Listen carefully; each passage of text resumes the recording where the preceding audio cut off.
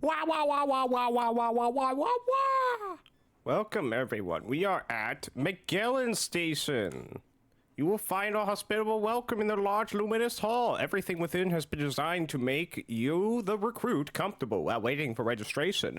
Polite and affable personnel, cozy chairs and couches, a vending machine, and of course some colorful and engaging info material about our organization and life under the dome. Please note the vending machine only accepts comm bonds, the internal currency of the dome. Welcome to Magellan. Leaflet.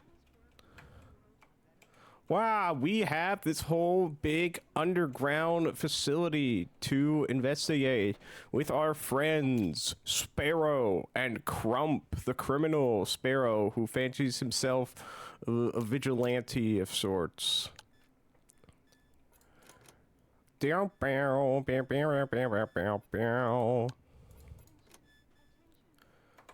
Unlike Fallout games or some other games where I'm more comfortable with how they handle things, here we have a shared inventory space. I'm still getting used to that. But we have our young guard of the Docker Complex and greets you. Thank you for coming. I apologize for reaching out to you. There's no one else to ask since there's so few people on our level on days like this and I can't leave my post. He jerks his head somewhere to the side. The fourth camera in the surveillance room is out. I've already called the technicians, but they don't seem to be in any hurry. If you could take a look, I'd be very grateful. I'll be in your debt. The surveillance room is upstairs. We got our first quest in this place. Hello, Patrick. You walk up to the orange, and he says between gritted teeth, "Puta madre, slept with yet another fine bastard. You can't even rip one without a fine anymore." Apparently, this orange had a bad day. It isn't in the mood to talk. Oh, you don't have much to barter either. I might be interested in some nails. You know. Would you be interested in some rat tail? Woink. What else could I offer you? Would you be interested in a fried rat eye? Oh, that's worth a lot, actually.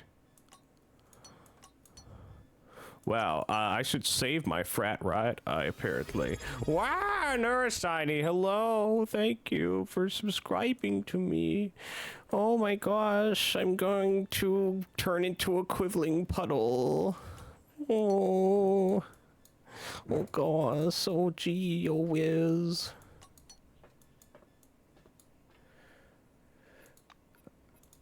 I can start a barter with anybody, which is a mechanic I like. I don't know, I can't remember why there's a bribe mechanic.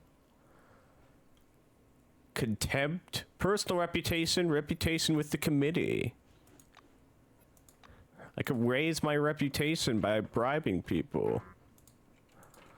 We are in the underground base of Magellan Station, which they seem to be doing just all right with their prison labor. A muscular orange is poking around in the Vega vending machine, hand jammed in the dispensing slot. Something clatters inside with a loud echo. The out-of-order machine must have failed to release a purchased item. Guidelines written before the incident. The common name for a chain of events that occurred under the dome was September 14th, 76. It's believed the incident began with a disaster at Nashville facility. The released maelstrom covered a significant part of the dome with powerful psychic radiation, which led to hundreds of casualties and numerous cases of insanity among the Cronus employees. The appearance of maelstrom led to the destruction of Spire Station, depriving the residents of the dome we live in with reinforcements and supplies. The connection with the outside world was also completely severed, and there is much gloomy speculation as to why this is. Guidelines written before the incident instructed White Wing employees to refrain from any contact with oranges except when required by official business. Now that Cronus has sunk into oblivion and the new community has replaced it, these rules are as relevant as ever. The brutal experiments conducted by White Wing have not increased their popularity among orange employees. Walk up and interfere. You get closer. The orange is literally disemboweling the machine, yanking out handfuls of wire through the tray slot. The machine's lights flicker and die. With a satisfied grunt, the bruiser pulls several cans of soda and 2 cups of noodles out of the Vega. You give a small cough to get his attention. The orange rolls around. He glares derisively at your white suit. What you looking at, shitbird? Go back to your test tubes. Act embarrassed and tell him your interest is purely scientific. The thief frowns confused. I'll buy research your saggy white ass with my foot, fucking eggheads. So I can move away. The orange watches you as you leave. He gives the machine one last kick and goes to make himself comfortable on a couch in the corner of the hall.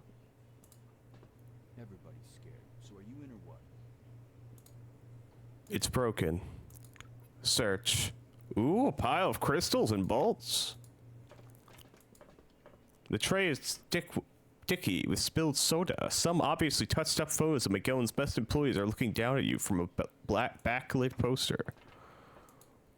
Another stack of leaflets. Oh.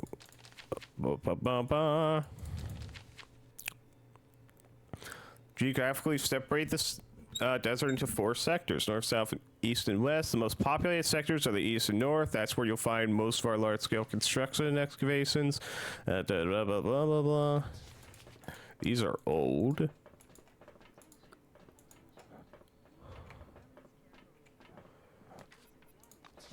We've got just a lot of these lying around. Oh, I think I already looted this vending machine. Well, it's time to go looking around. What is a broken terminal? System lockdown. Well, I'm gonna dismantle you. Dilly dilly. Some electrical equipment. Orange looks angrily at you.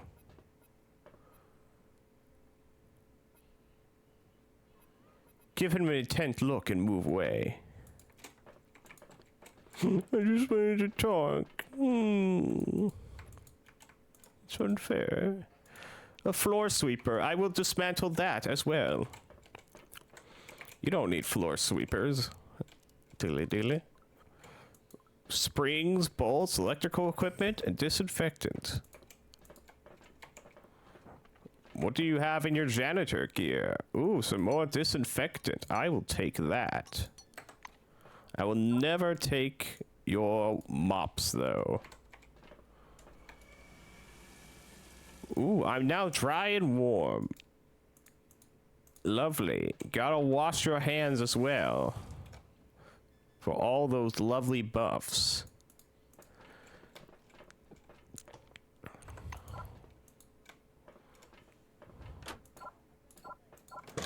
No, let me in to the toilet.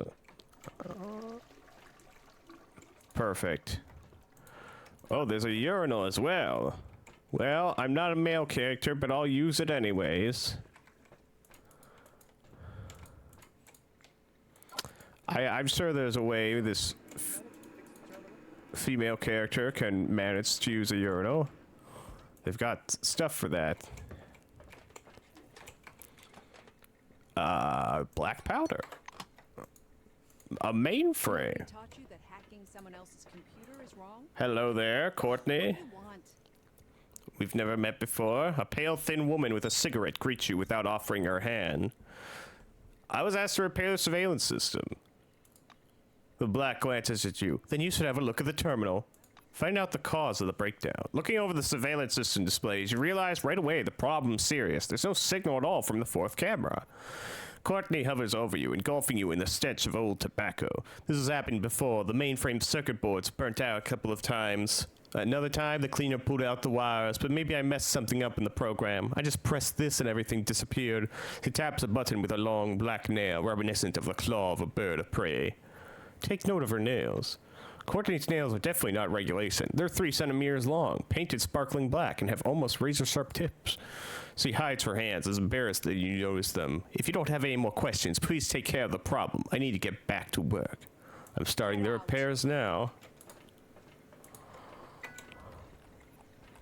Read log 1. Electromagnetic pulse of unknown origin. Consequence, power was restored within 8 minutes, but during this period a spoon disappeared from the kitchen. No visual signal from 5th camera. Reason, chewing gum stuck to lens. Consequence, the Orange Wing employee responsible for the deliberate vandalism was placed in a punishment cell. Let's see. 2 screens went out. Reason: short circuit caused by a coffee spill in the control panel. Consequences: altogether the displays were out for 5 hours. The Blackwing employee, Courtney Resner, was issued a warning, and the repair costs will be deducted from her salary. This at the terminal. Nobody taught you that hacking someone else's computer is wrong? Wait. Okay, use terminal. Monitors. Look at 4th monitor. Cameras trained on outlet events, but why would anyone need to monitor that? Entrance and reception desk. Distort image of the space in front of the elevator. It's an empty hall. Covers vending machines, bathroom, utility rooms, and surveillance room where you are now located. The camera angle is strange. It's turned to one side, showing a window and some posters. The terminal seemed functional and the software is working properly. It seems not to be a software issue after all, but the problem with the cables or mainframe itself. Well, what again? Say you can't connect to the server to figure out the problem with the cameras. The Black looks at you suspiciously. If you can't, then don't Yes, bother. You get out now. I don't like you, woman. I'm gonna rummage through your boxes and take your duct tape and your other junk here, like weapon parts that I don't really need at the moment. But I'm getting minor experience for everything I loot.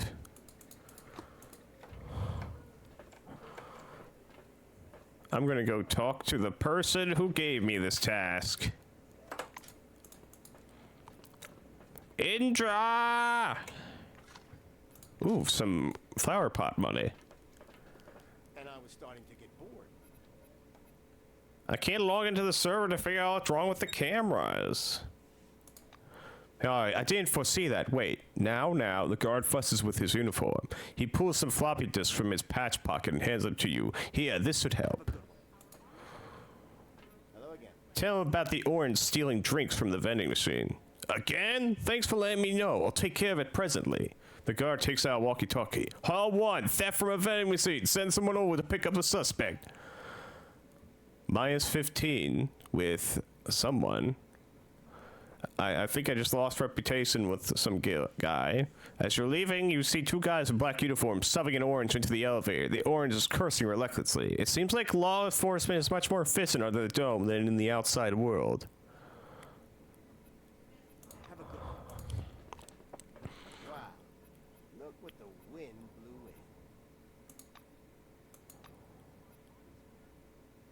in. Bye-bye. Okay, let's see. Plus 5 reputation with Blackwing, minus 15 reputation with Orange Wing.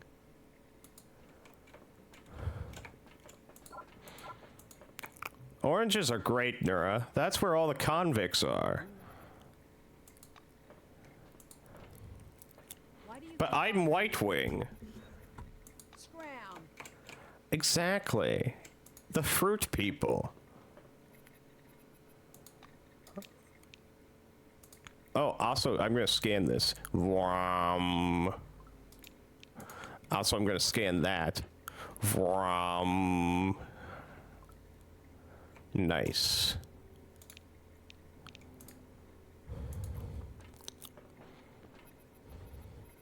Fourth monitor.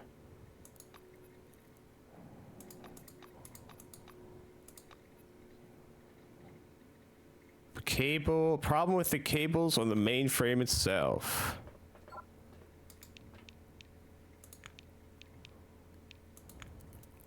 Dilly dilly dilly dilly. The mainframe behaves in a much friendlier manner since being hacked. After the boot screen, you're taken straight to the main menu, featuring a flickering green Cronus logo. Hello, Administrator. Please select an option from the following menu. Update. The system freezes for a few seconds, and the fans begin whirring intensely. This goes on about a minute until the mainframe generates the following message. Error. Operating system is out of date. Operation cannot be performed. System checked. From the look of it, the system uses as many as 6 video recording cards. One of them, designated Super Color Capture C60, has the hardware error status. It looks like the problem is hardware related. You need to look at the card. Enter Archive. With the fans wearing, the mainframe loads a huge list of archive files. It looks interesting, but it won't help you with repairs. System check. Look into the housing. The inside of the mainframe has a thick covering of dust. When you find the right video card, you tug it out of its slot.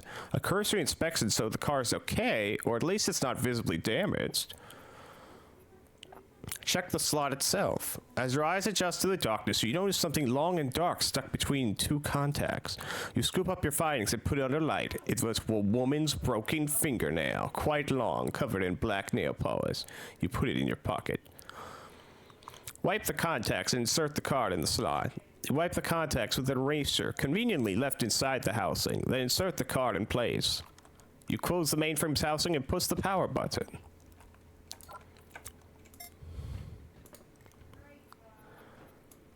Now that you've fixed the issue, the display is showing an image again. The screen shows Miguelin's cement walls, rocks, and a section of barren desert, and of course the ventilation grill hatches sticking up from the sand. So what do you have to say for yourself, Courtney? Well, what again? I found someone's fingernail in the mainframe. A fingernail? I see. Someone must have been messing around inside the computer during the shift. Maybe Patty or Rhonda. Is that all? Can I get back to work? Look at the black's hands. As if anticipating your next move, Courtney hides her hands in her jacket pockets, but you catch a glimpse of her nails, which are painted the same black. Brain 7, broken nail. Accuse Courtney of sabotage in an elegant and well-argued manner. The facts form a neat image in your mind. You laid out everything for Courtney. The blatant signs of her drug addiction, her possible collusion with the oranges, and you make sure to mention that the nail you found is black. Reznor turns pale, but rapidly collects herself. Is a broken nail your only evidence? You think I'm the only person in the dome who wears black nail polish? It's a popular color. She thinks for a moment and then spreads her hands triumphantly. The nails on her left hand are long like talons, while the ones on the right hand are neatly trimmed. Courtney looks daggers at you. I'm a righty, so the nails on my right hand are always trimmed. That means your black nail isn't mine. Now get out of my office. Courtney's absolute certainty is almost funny, especially when you ask for a closer look at her right hand. After a moment of hesitation, she extends her hand. The neatly cut white edges of each nails haven't been painted. This can only mean the nails were trimmed after they were painted, and only because one of them was broken. The black framed herself up even worse while trying to prove her innocence. When you voice your conclusion, Reznor's face goes chalk white. Crushing a cigarette in her trembling fingers, she stares vacantly at you. Get out of here. Keep on going to hear about your misdeeds. Scram. I'm going to tattle on you. And I was starting to get bored. I discovered evidence of sabotage. Unable to hide his agitation, Indra reaches for his walkie-talkie. A black fingernail? Do you have it? Very well, thank you. I'll report it at once. This will be a top priority. Have a good one. Hello again.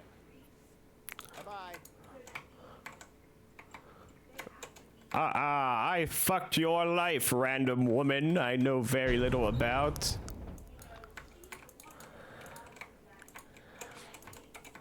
Thank you for your help. Have a nice day, employee.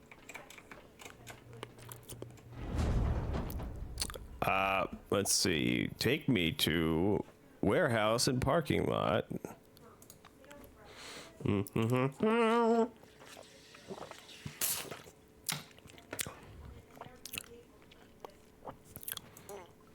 level -2, warehouse and parking lot. Oh, hello there. Hey, can you come over here? It will Yeah. be really good day to you. A small, dark-haired woman carrying a huge wrench squints up at you from under the bright ceiling lamps. She extends a soft, pale hand with neat fingernails. I'm Natasha Davenport, air conditioning technician. Can you lift me up? I need to get to the ventilation shaft. Give her a pack of Agilone. Natasha turns the jar over in her hands. Mixed effect steroid. You're trying to kill me, right? She playfully pokes you in the side. She shakes a pill out of her palm and pops it in her mouth. She stands there for a while, listening to her senses. She turns, grabs onto the edge of the ventilation grate, and lethally hoists herself up, disappearing into the shaft like a mouse into a hole. Having sifted the grates, he playfully blows you a kiss. Thanks, drive by again sometime and we'll catch up. With a quick wave goodbye, he disappears into the ventilation shaft. Have a good one. Wow, who knew carrying around steroids would help? I'm gonna luck-pick that, though.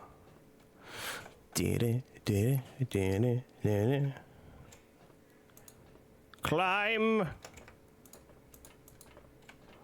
Now I'm in the ventilation.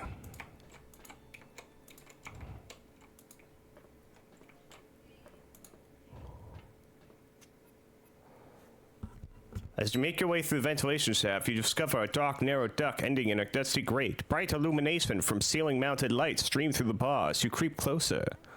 Listen for any sounds coming from the room. There are muffled voices. Press your ear to the grate. You've got pretty good hearing. Now you can catch every sound. From behind the door comes the click of a lighter and a heavy sigh. Cowboy, why do you have to be so stubborn? The plan is fine. We just need to solve the problem with the cameras. Go rub shoulders with the blues and think it over. Maybe there's some sort of signal jammer we could use. You get the cameras turned off and distract Calvin. I'll take care of the rest. The other person's voice is quieter and deeper. Theo, it's fucking risky. Maybe we should clear out a Vega. Harry can open one of them up like a pickle jar. Or maybe we could break him open, eh? I'm about to break your face, you knucklehead. The first speaker is obviously nervous. Why the hell do you look up to that moron? Harry busts his ass for a free soda and some noodles. What I'm suggesting is so easy, it's like they're begging us to take it. I'm telling you, the plan's fine. We just need to figure out what to do about the cameras. Try to make out what's happening in the room on the other side. Your ceiling grate is too high. Do I get the same response from this one?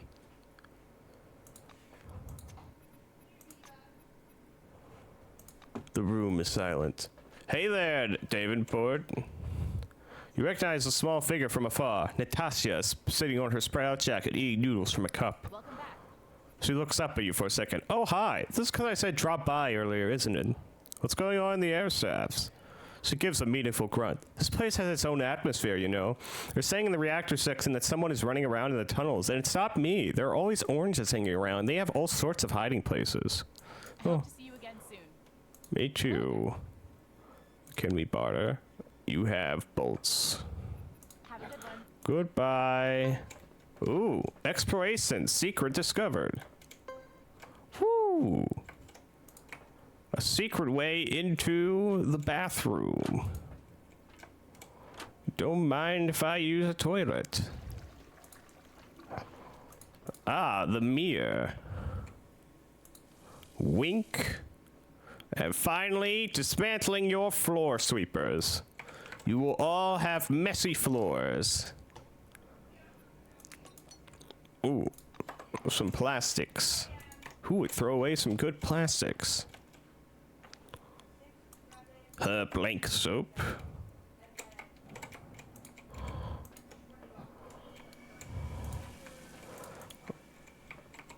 Okay, back into the ventilation duct.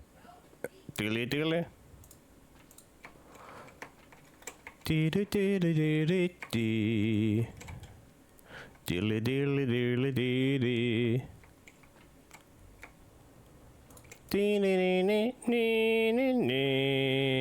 Oh, that's the end. Oh, wait, no. There's a ventilation access right here. Sometimes there are places where you are not allowed to go, and trespassing there is considered a crime. A character who has detected your presence will drive you out of the restricted area. After detecting you for the third time, the witness will call for security. Oh my.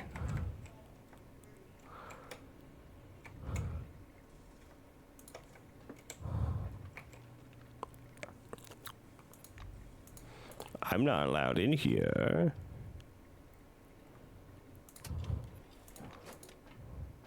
Do. I'm not supposed to be in here. Papers, you say? When one of your companions violates the law and is caught in the act, their fate depends on your further actions. You can stand up for him or her, pay a fine, fight the guard, or ignore the problem, resulting in the companion being put in prison. Okay, you followed me. Good. -2 reputation with Sparrow. He's a goody two-shoes and doesn't like breaking the law.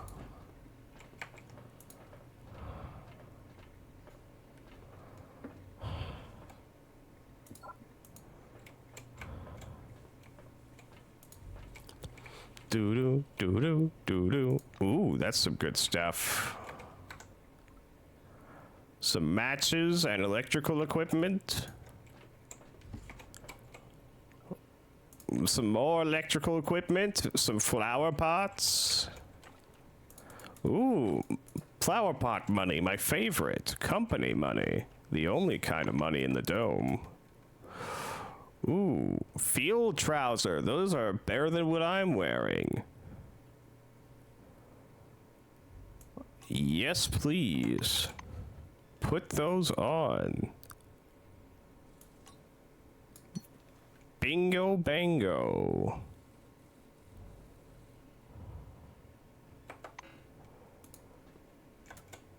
-2 reputation with Sparrow. Guns, bullets, and perspectives. Ooh, food. Sorry, Sparrow, we're gonna loot this whole room. Ooh, ammo. Some more food.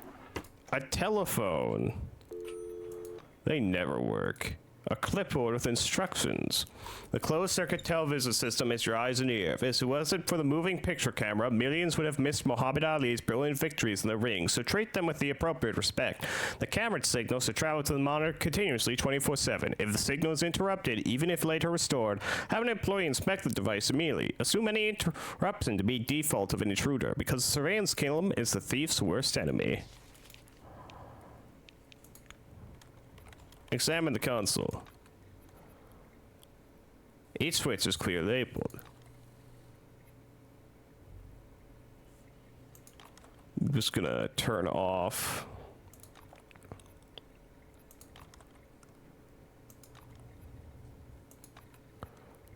Do.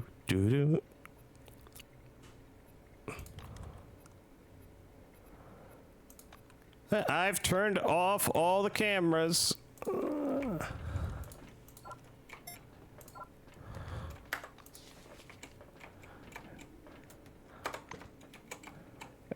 Oh wait, there's a security terminal. Device unlocked and doesn't react. Okay. Flower pot? Flower pot money. Portable computer? Improper conduct, violence towards security. Amelia Lawson, Orange Wing, with the top of her jumpsuit removed and naked to the waist. Lawson approached guard Vaclav Chapek and engaged in unwelcome sexual advances. Chapek politely declined her offer, explaining that Larson was not his type, to which Larson responded by beating him with a rubber device molded in the shape of a chicken, Gallus domesticus. Chapek's colleagues came running at his cries and observed the situation for some time, laughing, cheering, and explicitly expressing their approval of Lawson's actions. Chapek is not popular among his peers. Only when the victim fell unconscious did the guards intervene and detain Lawson. Chapek was moved to the infirmary. Employees of White Wing examined the rubber chicken and noted its unusual weight. Turns out the toy's internal cavity was filled with bolts and nuts. The weapon was approved safe for storage, after which it was placed in the evidence room. Lawson states she recalls nothing about the incident. She speculates that her behavior must have been induced by a relic she's been working with. No similar property has been detected in this type of relic. The origin of the chicken is similarly mysterious. Oh my.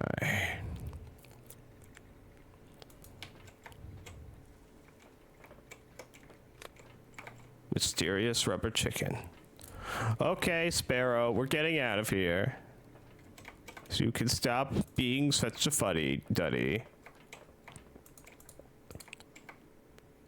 Stop stealing. I'm here to stop criminals. I want to be a vigilante. Hey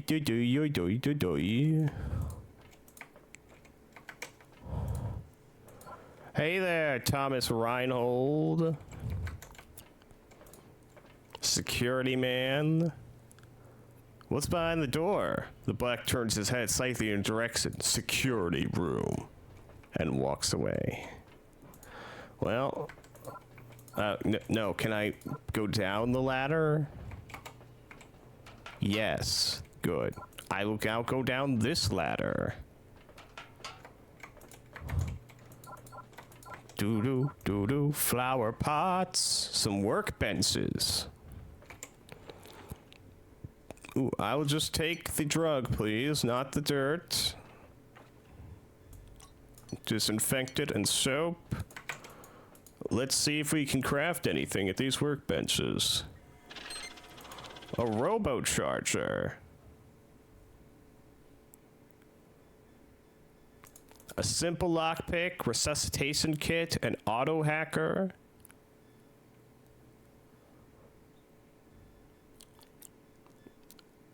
I'm gonna craft the maximum of... No, actually, I'll wait a moment. Jalapeno pepper spray. Hypno sleeping spray. Salute taser.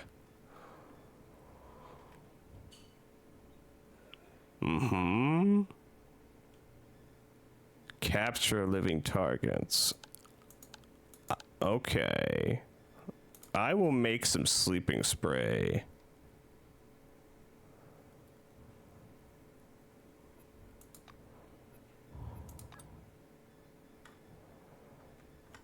And then I'll make auto hackers.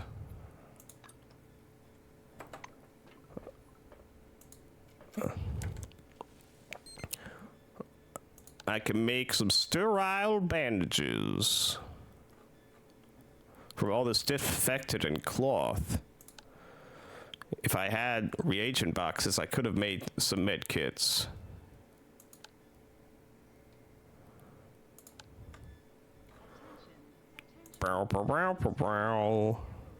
Frag grenades. You just need some black powder for that. Molotov cocktails. I can craft one of those.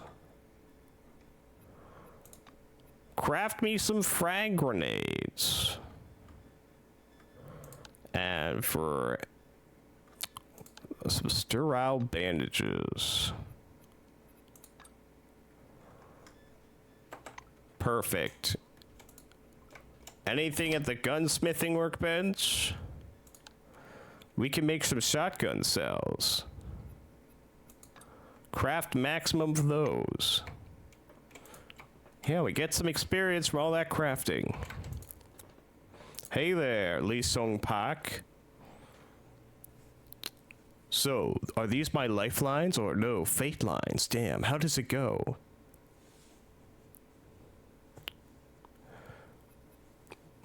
Psych 5. Say you're a descendant of Nostradamus and a student of Wolf Messing. Ask Pack to show you the palm of his hand. Pack's eyes widen, and he quickly presents his open palm.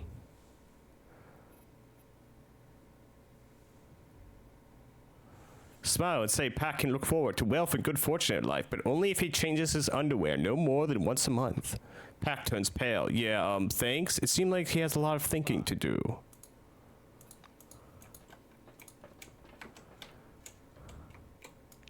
Damn. I can't force that door open, but I can certainly lockpick it.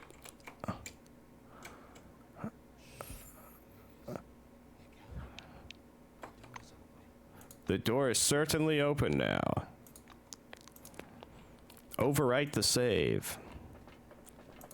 Hey there, Erwin. I heard everything. The oranges exchanged furtive glances, trying to decide how much you heard. What were we talking about? My friend Cowboy and I were discussing a film. It was Bugsy Malone. A round-headed, clean-shaven guy with his sleeves rolled up expresses genuine surprise. The return of a man called Horse, blurts out the second orange. The first orange looks at him like he's mentally disabled. Ah, yes, the return of the horse. There's a big shootout at the end, and Savage all run away. And you should run away from here, too. He's looking at you defiantly. Ask them to take you on. Ask Crump to vouch for me. The brute shakes his head doubtfully. Delving into this topic is completely in vain, but it's up to you. Crump nods to the roundhead and one points at you. Don't sweat it, Theo. This person is tried and trusted. The orange chuckles meaningfully, surveying your face with an alert, focused gaze.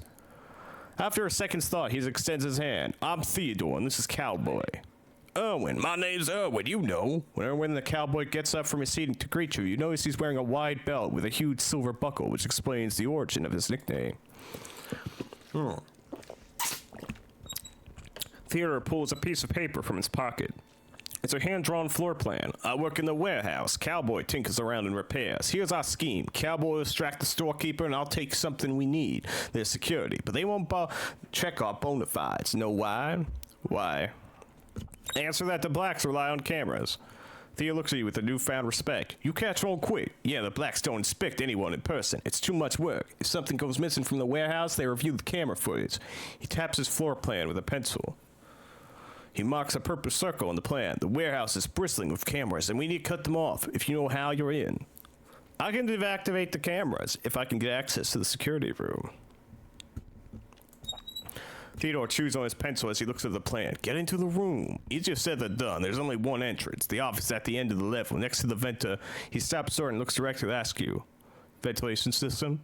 He nods and pats you on the shoulder. Yeah, precisely. Okay, you're in. Erwin the cowboy extends a hand. Well done. I just hope you don't shit your pants when the press is on. You won't shit your pants, right? I'm ready. He tucks the plan away in his coat. So you decide, eh? Go sap those cameras and get back here as soon as you're done. I think I have a right to know. Sparrow crosses his... Support such scum like Immelman and Leary. Why do you take part in their dishonest business? You don't have to account for your every step. You don't have to account for my every step. Oh yeah? Great. Just great. Don't expect me to help you with this filthy fuss. So where were we? Well, where am I going? Theodore. I disabled the cameras. Leary nods, looking at you in the eye. Hope everything's crystal clear. No bullshit. Wait for us after the operation. We'll meet in the parking lot. He turns to Immelman. Saddle up the horse, cowboy. Come on.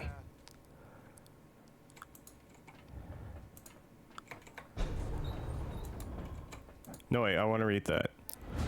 The elevator doors are closed tight, but the lamplight finds its way out and muffled voices can be heard. A red sign hanging above the console reports that the elevator is out of order. I see that there's stuff in here I can loot. Yoink. Flower pot money, perhaps? No, just dirt.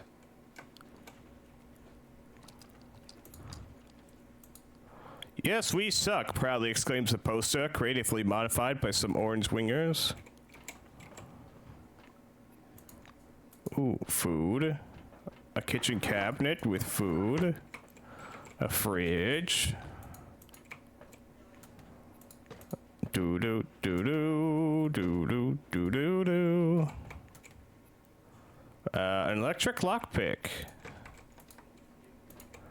And lastly, flower pot. Flower pot money. Hello, Immelman.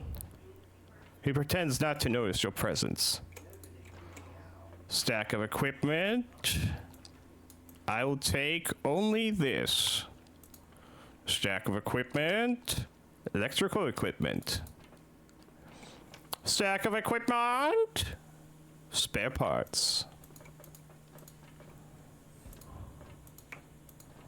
Beep boop ba ba ba boop ba ba. Beep boop ba ba beep boop ba ba. Trunk. Lockpick that trunk.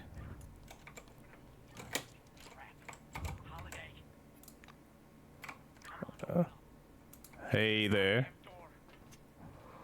Dull thumps can be heard from behind the gates. The technician of the terminal pulls off his headphones and scans the area uneasily. Give me a break. I told you not to hammer on the door. It's a vehicle entrance. Instead of an answer, a heavy angry blow and incomprehensible sound come from behind the gate. Listen to the voice coming from the other side. Listening at the gate, you can distinguish what's being said. Open up! Open up the goddamn door! Repeats the unknown visitor between blows. Nothing else can be discerned, but it sounds like the man behind the gate is in a full-on panic.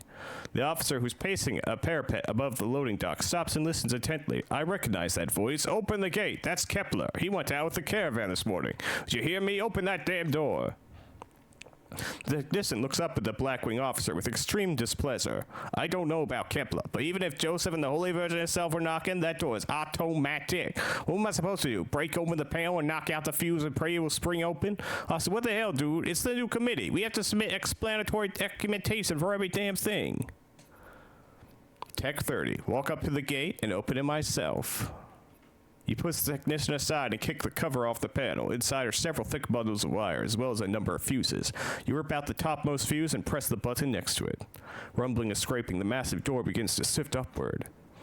By the strobe of flashing scarlet lights, you see two huge figures in black wing servo cells. One of the figures, Iders, is wounded, and the second is lugging him along with great effort. Duty officer, dispatcher, code 21, tell the medics. Having dragged the wounded man to the garage, the fighter props him up by a wall and falls down exhausted nearby. Get a doctor now! The chest plate of his armor is covered with a thick layer of desert dust, but the surname Kepler stamped on one side is still readable. He tears off his helmet and hangs his sweaty head under the stream of cold air flowing out of the air conditioner. You shift your gaze to the wounded man. His crushed, lacerated armor is covered in blood and hydraulic fluid. There are no bullet holes, but judging from the abundance of blood, this soldier is at death's door. Any kind of unskilled interference may well kill him.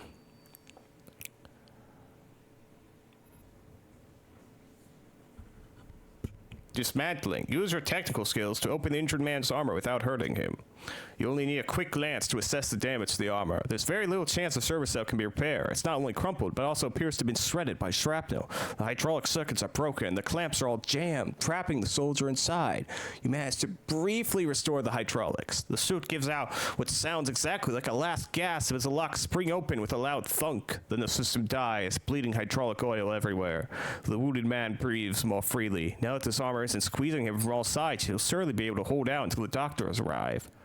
You don't have to wait for long. A few minutes later, a thin old man in a white lab coat appears in the warehouse, accompanied by two gloomy-looking oranges and a technician.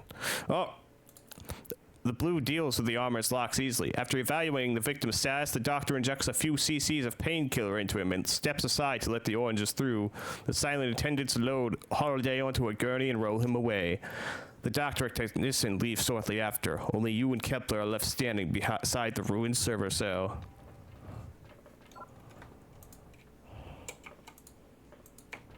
Let me loot these boxes first. Ooh, good stuff. Damaged server cell. Don't touch it. Fine, but I'm just gonna scan it. Hey there. Kepler stands by the lacerated armor, staring vacantly into space. When you greet him, he turns and nods dully. Is Holiday going to be okay? He asks absentmindedly, addressing no one in particular. I want to know what happened. Kepler's expression grows serious. We run caravans throughout all the inhabited dome and its forbidden territories too. I've signed an agreement not to discuss certain things. Many things, actually. Well, I can't pass any of those skill checks. He nods, thanks for understanding. What can you tell me about Holiday? For a moment, a smile creases Kepler's stern face. He loves wacky jokes and pizza, scored high in all of his training metrics, but discipline is lax. Sometimes Charlie acts like a complete imbecile, but that doesn't matter. He's the best. I'd give my life for that dumbass. He adds, move away.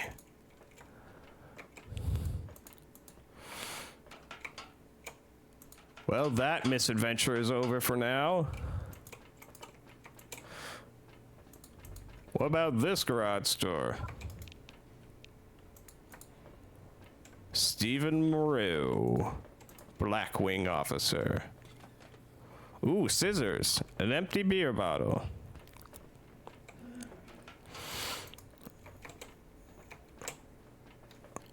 And more things to loot. Hey there, Stephen Moreau. When you approach, he takes off his glasses and looks at you gravely. Ask what happened. The guard pinches the bridge of his nose. Nothing in particular, just the usual problems from the oranges. There's frequent talk of escapes, some riots, and now the surveillance system is having a breakdown. Whoa. Ooh, a warehouse. And a soapbox. Oh, it's an empty soapbox. But still, I can loot what's on these tables. They're not tables. They're, shelves. What?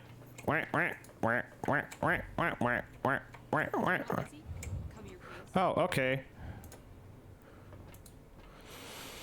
A woman in an administrator's uniform is looking around, clearly lost. As you get closer, you read her badge. Oya Rasmussen, trainee administrator. Hi there.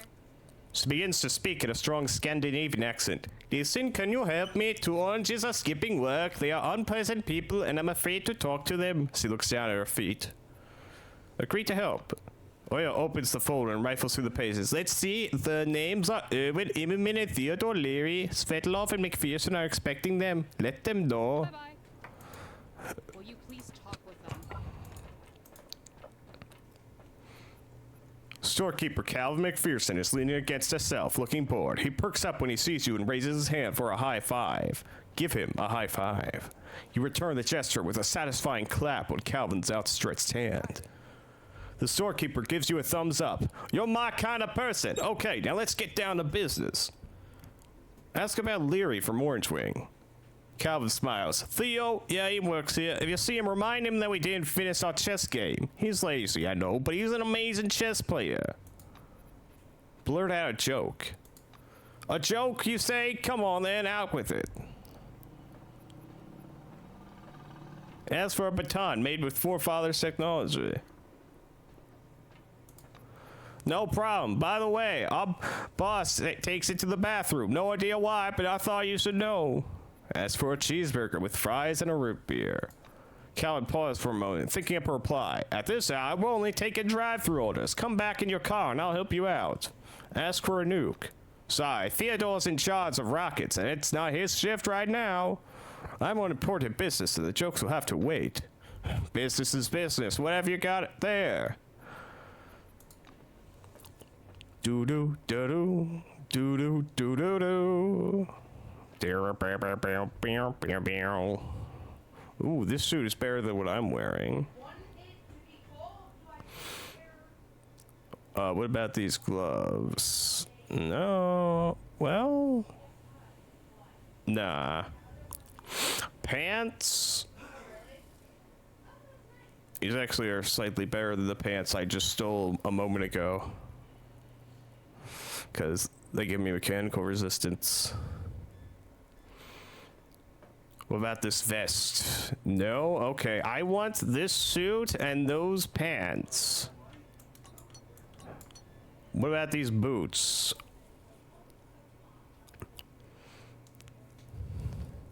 Do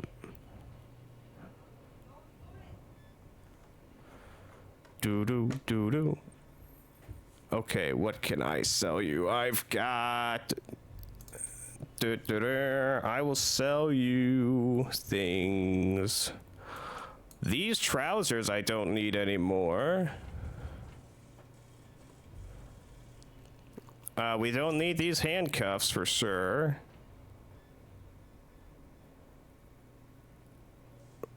Volunteer work boots? Who needs them? Doo-doo. These rat feet. Some rat eyes.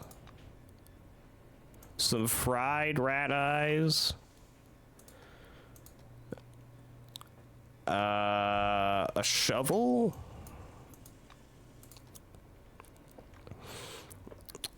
Doo-doo, doo-doo, doo-doo, doo-doo.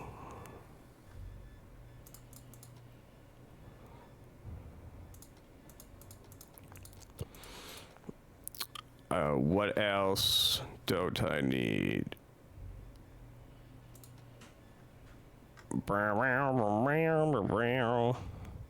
I don't need 2 hammers, that's for sure.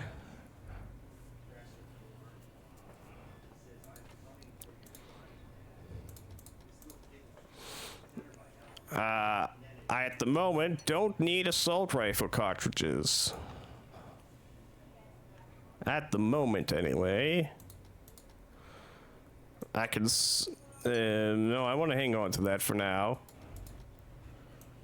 Can I interest you in some dirt? I can't. Unfortunate. Very unfortunate. Okay, I guess I should just give you some money. Where is my money? There's my money. Oh no, do I not have enough money? I don't think I will have enough money. I'll need to trade some things.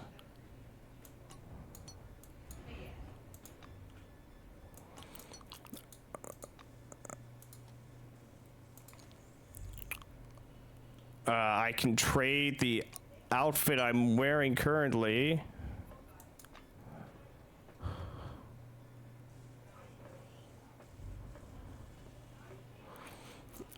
I guess I can trade you these gloves. Oh no. A shovel? I could give you another shovel if you'd like.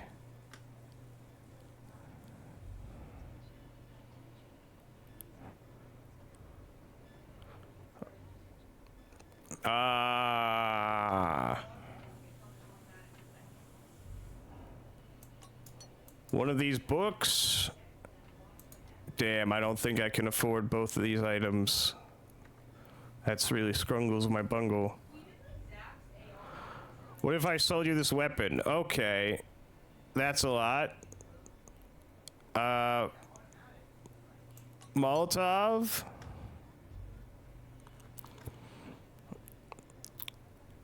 Pipe wrench?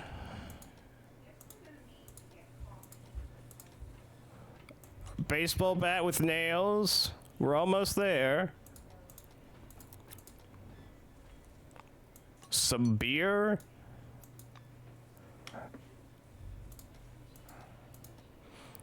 I almost got you.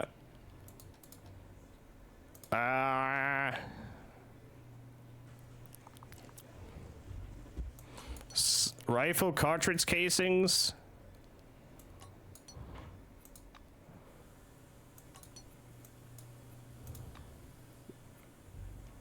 We almost have it.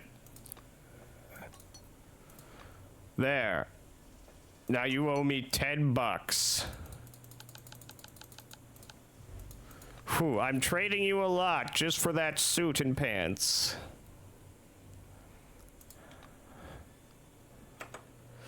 You're really yanking my chain here, my man.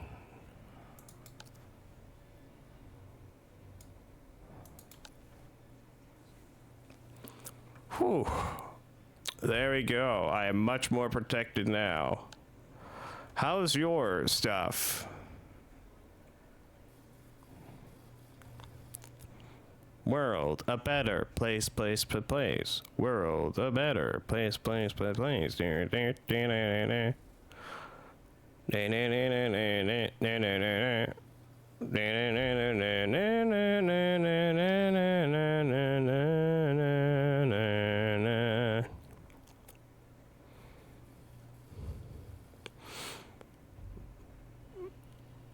know what? Put on these pants.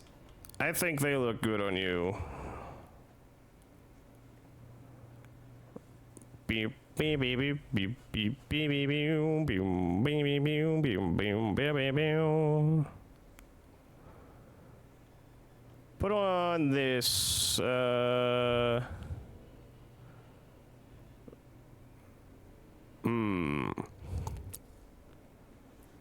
No, I think you're just fine with what you're wearing.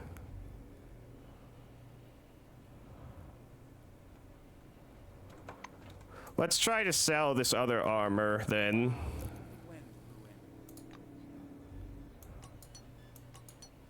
We don't need it. What we need is some of our cash back.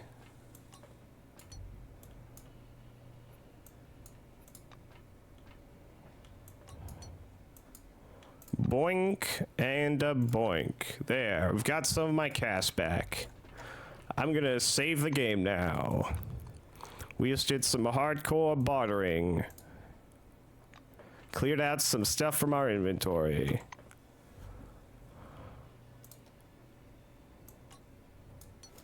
Can I upgrade you? No.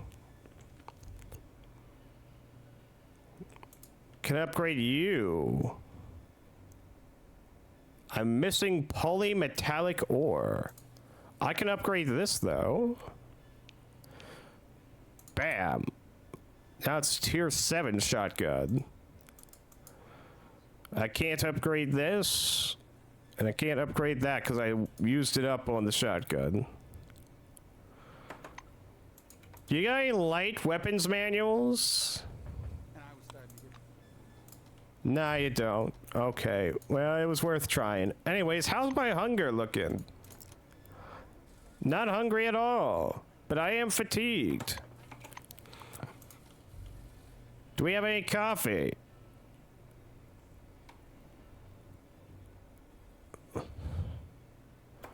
No, I just need to rest soon.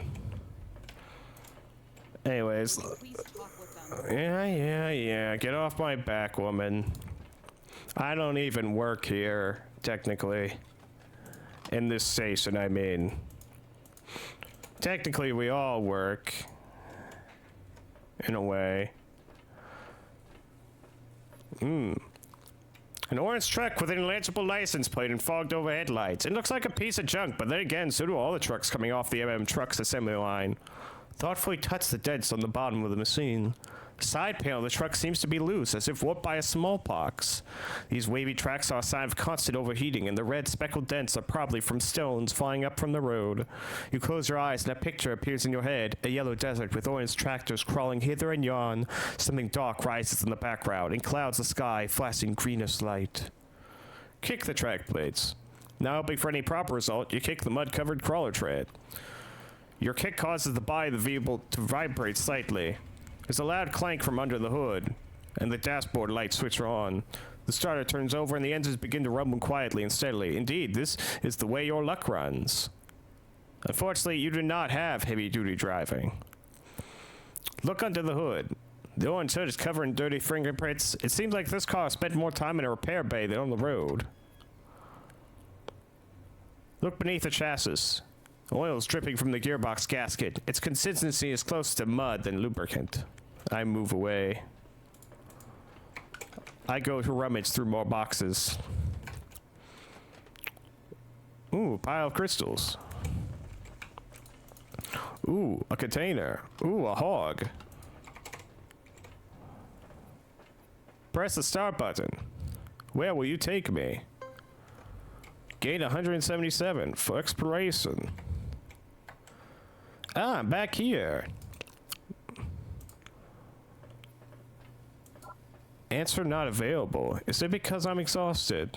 I think it's because I have mild fatigue, yes. Would a coffee fix that? Perchance. Also, I want to drop that dirt.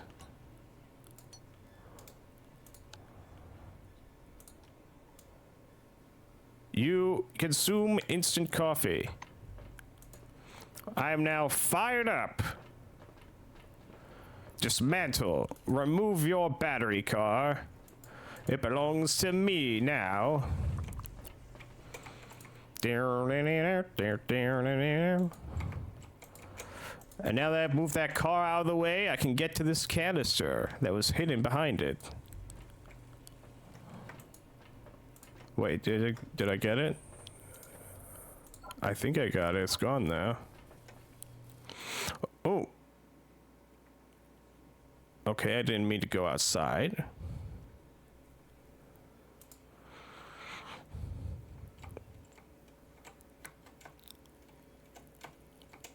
Are the two chuckle fucks from earlier out here?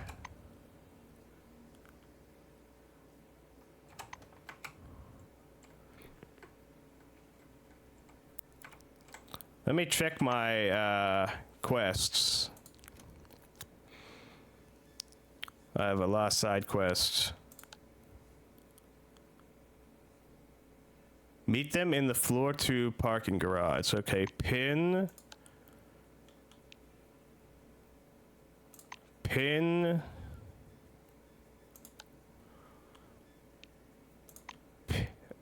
Oh, pin.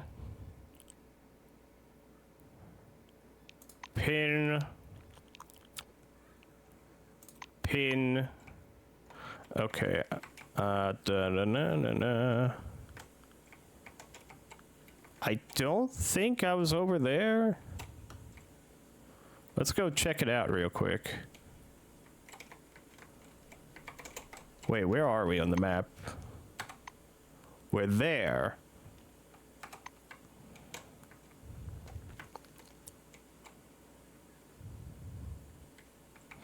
Okay, well, at least I have access to the warehouse, I think.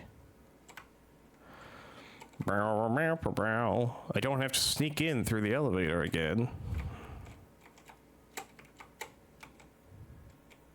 No, I've been here. This is where I killed a bunch of rats.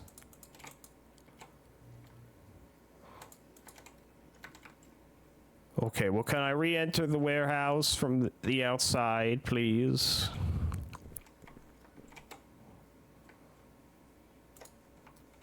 Hey, Jasper. And I was starting to... Goodbye, Jasper. Have a good life. Try not to get stuck on lifts again.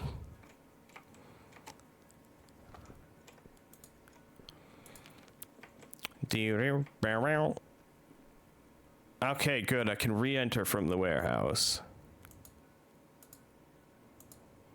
Don't turn your back on Orange Wing employees without good measure, reason, or whatever. Garage door terminal. Hello there, Tim Carson. The loading dock is overwhelmed with constant noise of giant machinery. A grungy mechanic in oversized headphones waves you over. Where you going? Parking lot's inside. This is the unloading area. Tell me about your work. The technician slaps his headphones with both hands. Seems like he can barely hear you. My work is easy peasy. The main goal is to watch over the gates. This is my area of responsibility. I open them when the goods from the desert or them hucksters arrive and keep them shut for everyone else. Something like that. Have you ever heard any rumors about what's going on in the Barrens? It seems the Blue isn't particularly interested in the topic. What could be happening out there? The Barrens are buried. Castrisas are slowly moving south. Guys from the Phalanx are hunting fops. I heard the Maelstrom has begun to expand, but I'm not sure about that. I think the Silvers just want to finish building their emulator. With a shrug, he turns back to the terminal. Goodbye. I'm not skilled enough to pickpocket the man.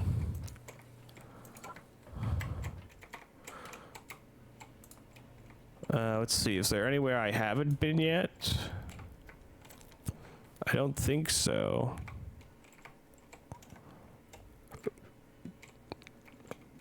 I've pretty much explored the whole floor. It smells like damp and rat droppings from under the floor.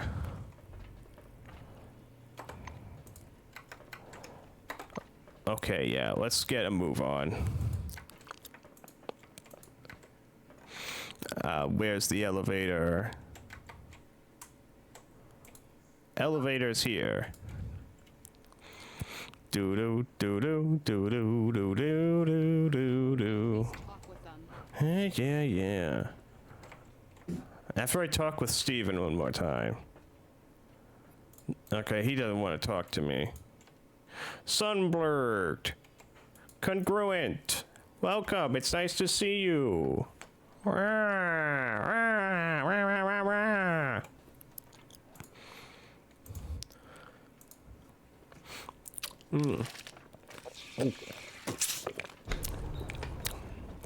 haven't talked in a little bit. Oh, you're gonna go see FNAF today. Lovely. I hope you have a good time.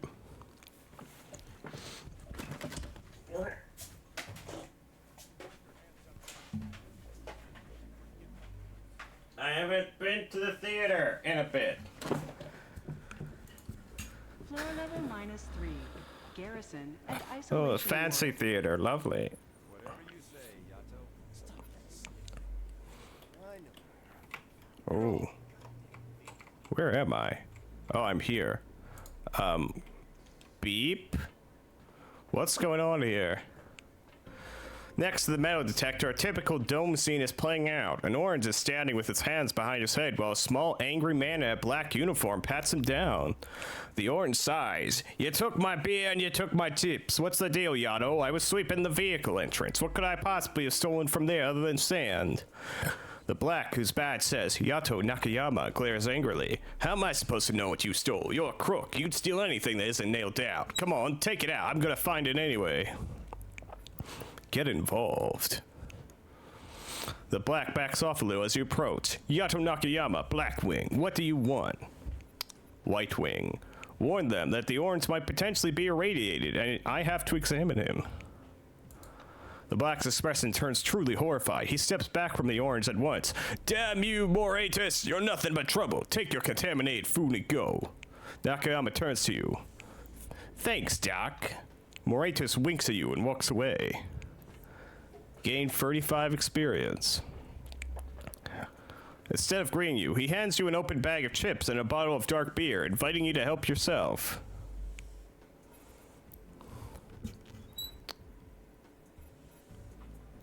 Have you really never stolen any food?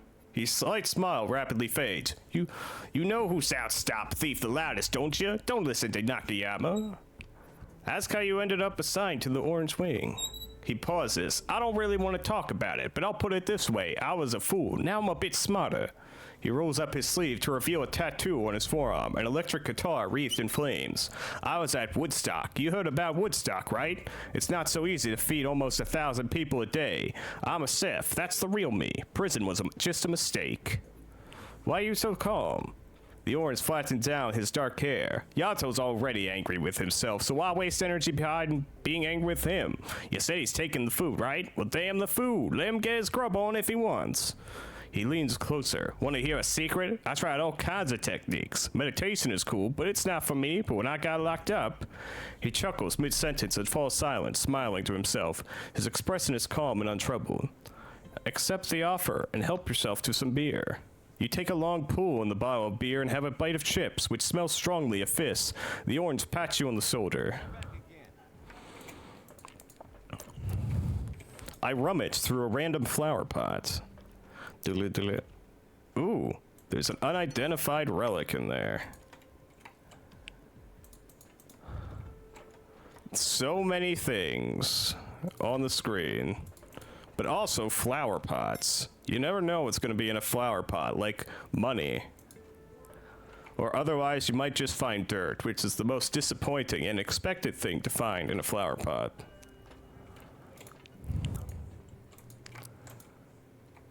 I don't think anyone's watching. I think we can lockpick this vending machine.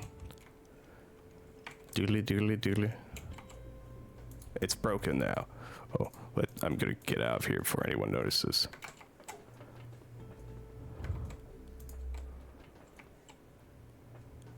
Oh, what do you want? Sparrow doesn't have time to leave. Vasilis Moreta stops him, literally catching him by the arm. Your companion literally blushes with shame. I swear I don't usually do these things. I don't know what came over me. Some kind of clouding of the mind.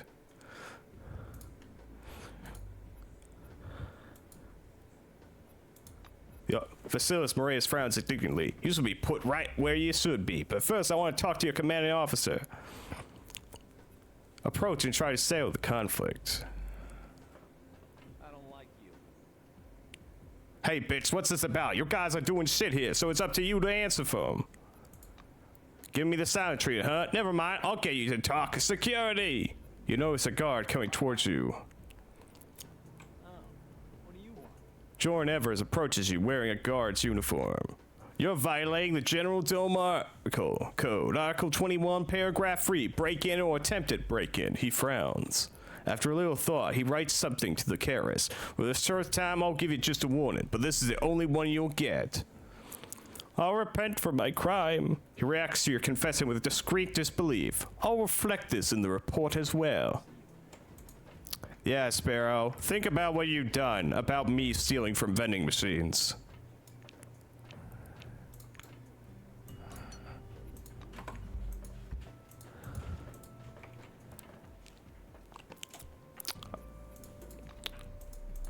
Think about what you've done for my crimes.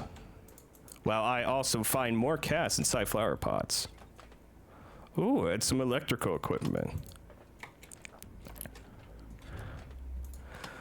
What I'm not used to from other RPGs is that we have a shared inventory instead of everyone having their own separate inventory.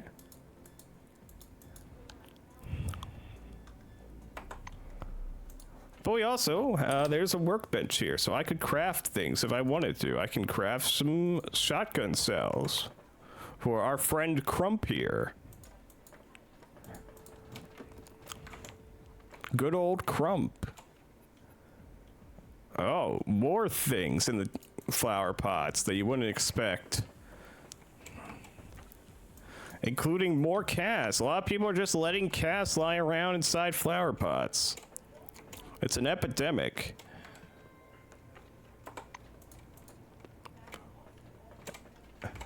Doo-doo-doo-doo. Oh, there's a lot of stuff.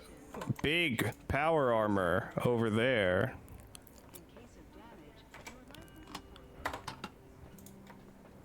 Hey there. Kepler greets you with a firm handshake.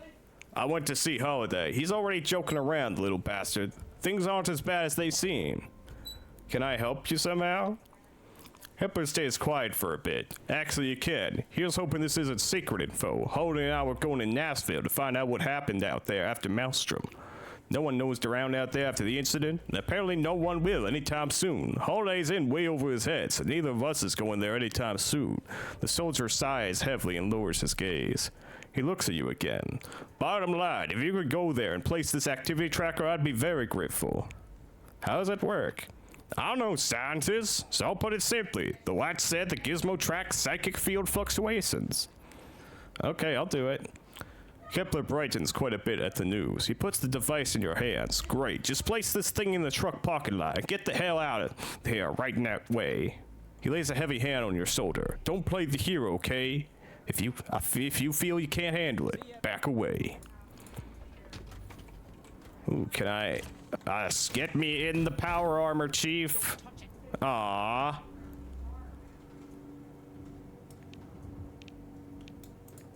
Don't touch it. Can I touch this one? Don't touch it. Aww. Boo. They won't let us touch the power armor. Or servo cells, as they call them. A heavily armored Blackwing soldier is watching over the warehouse's security door. According to the metal plate on his chest, the soldier's name is Gunther Haas. White Wing. Ask where I can get armor like this. He chuckles. I don't think it's available to anyone outside the Blackwing. Why is a heavily armed soldier needed to guard a warehouse? I'm not allowed to discuss this with members of other wings. Okay, I'm not going to tell you about the potential robbery. Oh, is there a gun store here? Hello. A tall, red-headed woman stands at the armory counter. You know her from Concord Station. Margarita Tikachenko holds a smoking pipe in her teeth, as she did before, and the small metal desk calendar is the same too. She even has a black notebook, although not the same one. Salutations. The black takes the pipe out of her mouth. Well, I'll be damned. It's you, isn't it? Why are you so surprised? She gazes at you through clouds of slowly dissipating smoke. Rayette, the reception guy, told everyone in order to find you had come from the top. You said you were sent to Nashville? I thought you were well done for. After a pause, Margarita opens her notebook. Okay, what do you want? Need guns? This has gotten easier under the new committee. Well, at least some things have gotten easier. How'd you survive the incident? She smiles complacently. I realized things were bad when the storm intensified. Took a gun in a backpack, caught a ride to McGillen so I didn't have to wait for the bus. She chuckles. I was sure some kind of crap was going down. Why has the new government here made it easier to acquire weapons? She takes a drag on her pipe. New laws, everything's regulated, but guns are sold freely. White-collar workers need to protect themselves since the soldiery left to join all kinds of phalanxes. I'm looking for weapons. Ooh.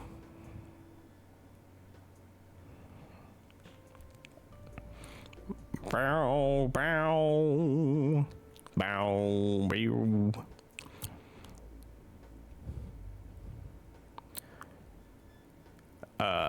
Leather shoes. Bow, bow, bow, bow. Bow, bow, bow, bow, bow. I already got these pants, woman.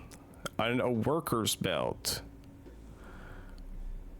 Let's see. Weapon repair kits, weapon power cells, 40mm grenades, hand-to-hand brass knuckles, a big heavy weapon machine gun.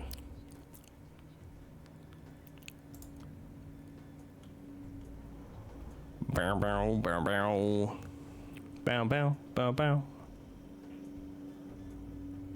I don't know what I need, honestly. I'll come back to you another time. I hope to see you again soon. Me too. By the way, flower pots. Oh.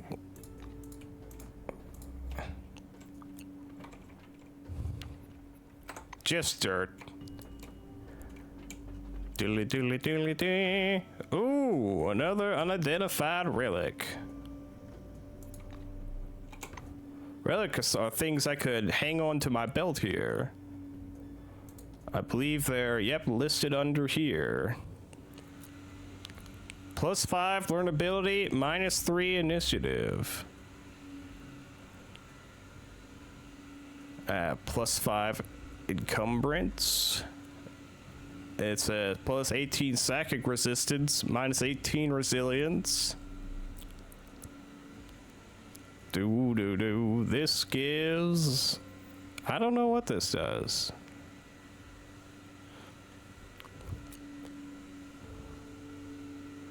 Some of these I could just go on selling later, methinks.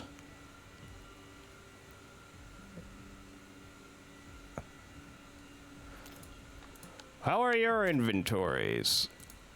Yeah, I gave you my special lab belt that can hold 2 relics.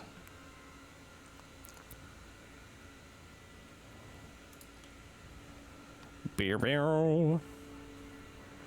Your inventory is fine. I'm glad to hear it.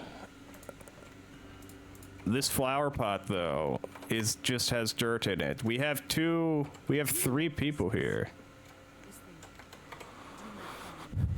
No, what is it? And there's just a tiny bit left. Only a tiny bit. Oh my. Just like you promised last month. I'm not demanding results here. I know Magellan police staffing has been cut to the bare minimum, but you could at least do somewhere. Right, John? Antonio? Yeah. Antonio threw Jenkins in solitary for stealing hot dogs, and he's pleased as punch about it. He made you a console. Who's the fucking saboteur? I'm already sick of one or two. My God, are you two a couple of dumb shits? I mean, just get me some coffee. Mine's almost finished. And make sure to use plenty of sugar. Wow. You see a tall, nervous woman with a steaming cup of coffee in her hands. The glittering badge on the chest reads, Ida Grace. Sipping her coffee nervously, Grace is dressing down a private standing at attention in front of her. You're not soldiers at all. You're rats. You're the worst thing that's happened to the police inside the dome.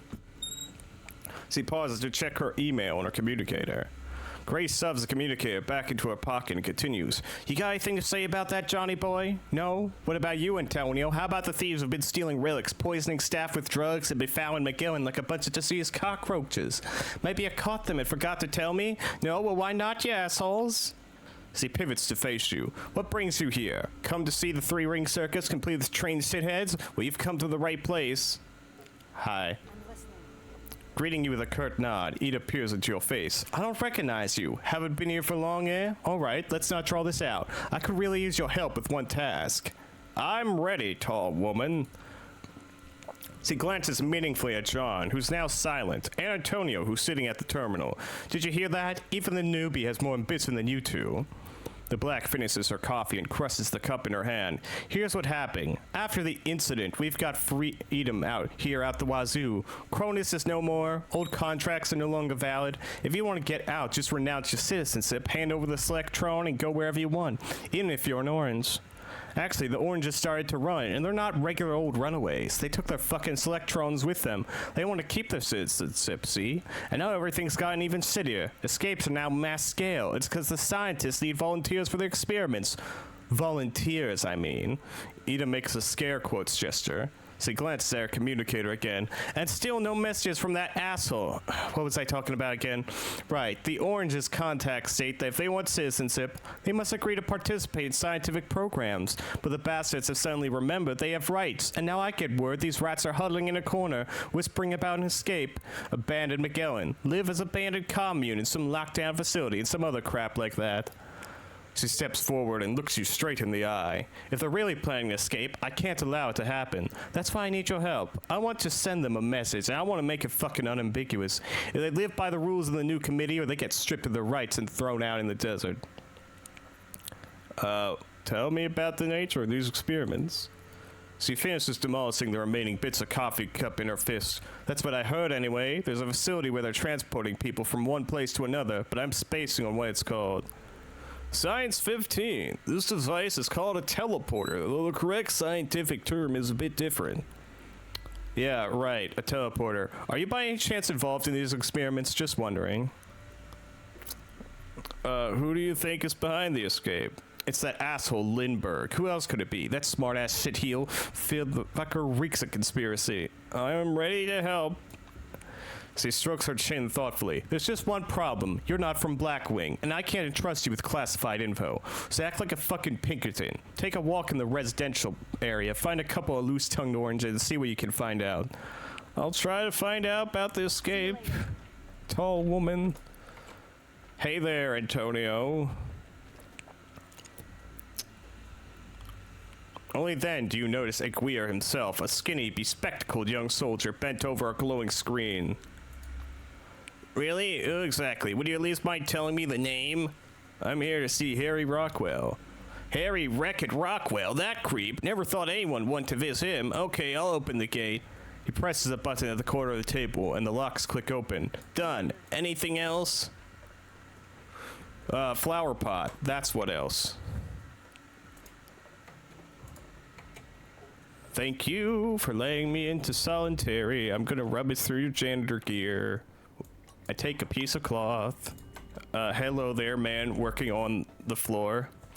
A young soldier in a baggy uniform stands before you, clutching a mop. The floor around him is wet and soapy, and his jacket, boots, even his badge, which reads Tom Jenkins Guard, are splattered with foam. The private angrily plunges the mop into the bucket, splashing water everywhere. So I said to Aguirre, what the hell? If you're so worried that someone's stealing food from the kitchen, conduct an investigation. But he doesn't give a shit. You're the one stealing, he says. Listen, maybe you could talk to him for me. It's just not fair, you know?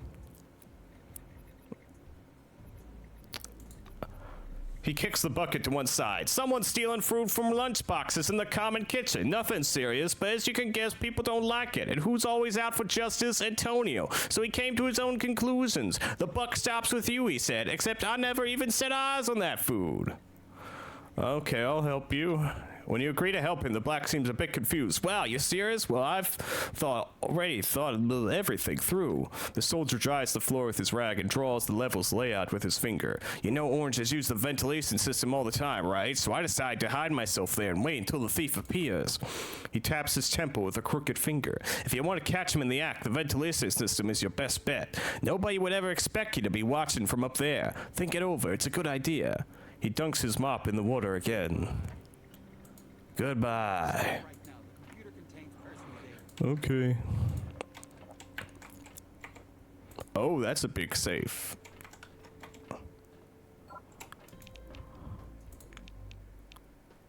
Insufficient ability to lockpick.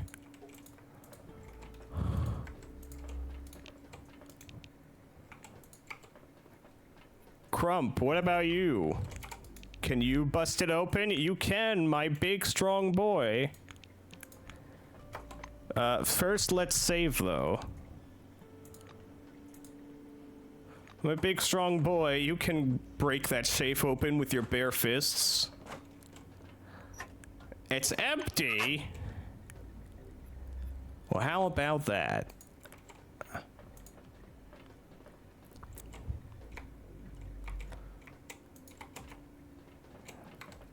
All these cells seem to be empty. I thought there was a guy in here for me. Can we, lockpick? No, these cells are impenetrable. Crump. You can break open any of these cells.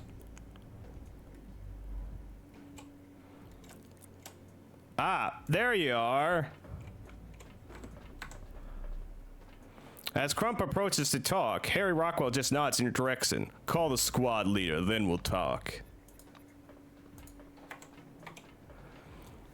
The orange spits on the floor without shifting his gaze from you. Give him an intent look and move away. Okay, can I bribe you?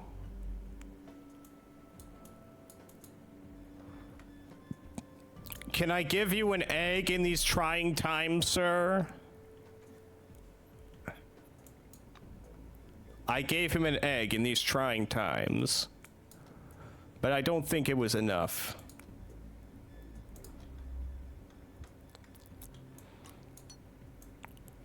Can I give you $200 in these trying times, sir? It will raise my reputation a little bit.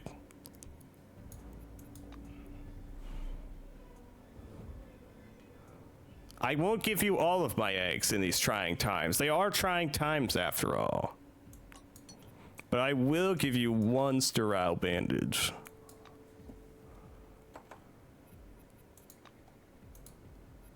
Okay, he doesn't want to talk with me, even after I gave him that egg. Rude, I say. He looks at me absently, his thoughts somewhere far away. At least I have 6 more eggs. Oh, good day. A middle-aged woman gives you a friendly smile. Hello, please sign the petition to forbid those horrible E-entertainments. Criminal skill 25. Observe the tattoo on her neck identifies her as a convicted murderer and ask if computer games are to blame. She looks grievously insulted. What does that have to do with the topic at hand? Don't waste my time. She glares at you, but says nothing. I kind of wanted to talk to you. I'm gonna reload my save, because then I will have my egg back.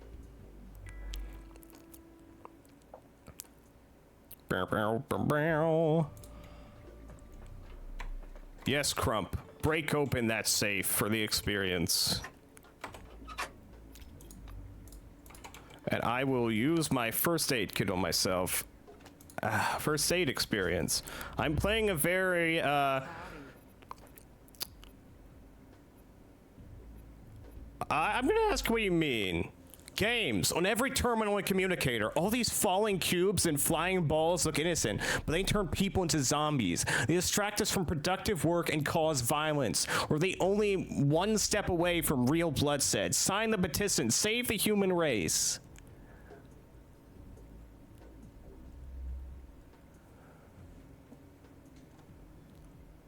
Okay, Hess, have a great day, Congruent. Thank you for stopping by.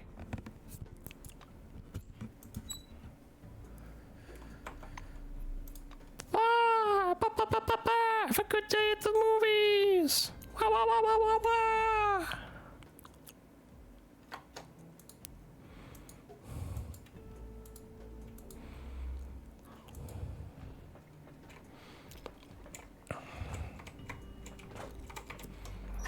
Crump, my beloved Crump. Let's check data. I now have more missions. Playing detective. Pin. Pin. Maybe I shouldn't be tracking so many quests.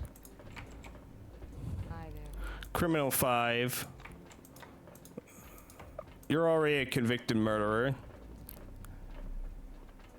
This elevator is out of order. This woman's ranting about violent video games.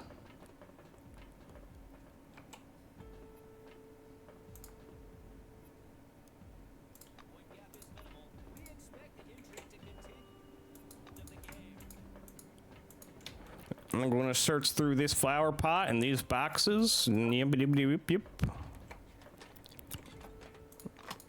Do. Ooh, I can scan that. It's a type of turret I haven't seen before. A Jotun Mark III. Nice.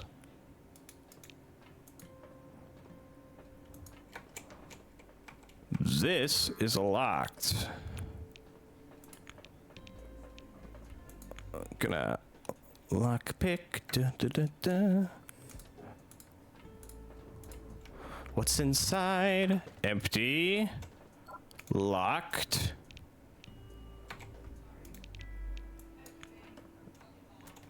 Ooh, some ammo casings. A big box. Some ammo casings and a cleaning rod. Empty big box. Only thing left is that one locker. Crump, break it open. My big strong boy. Oh, a basic servo cell manual and a Tech Woman comic book.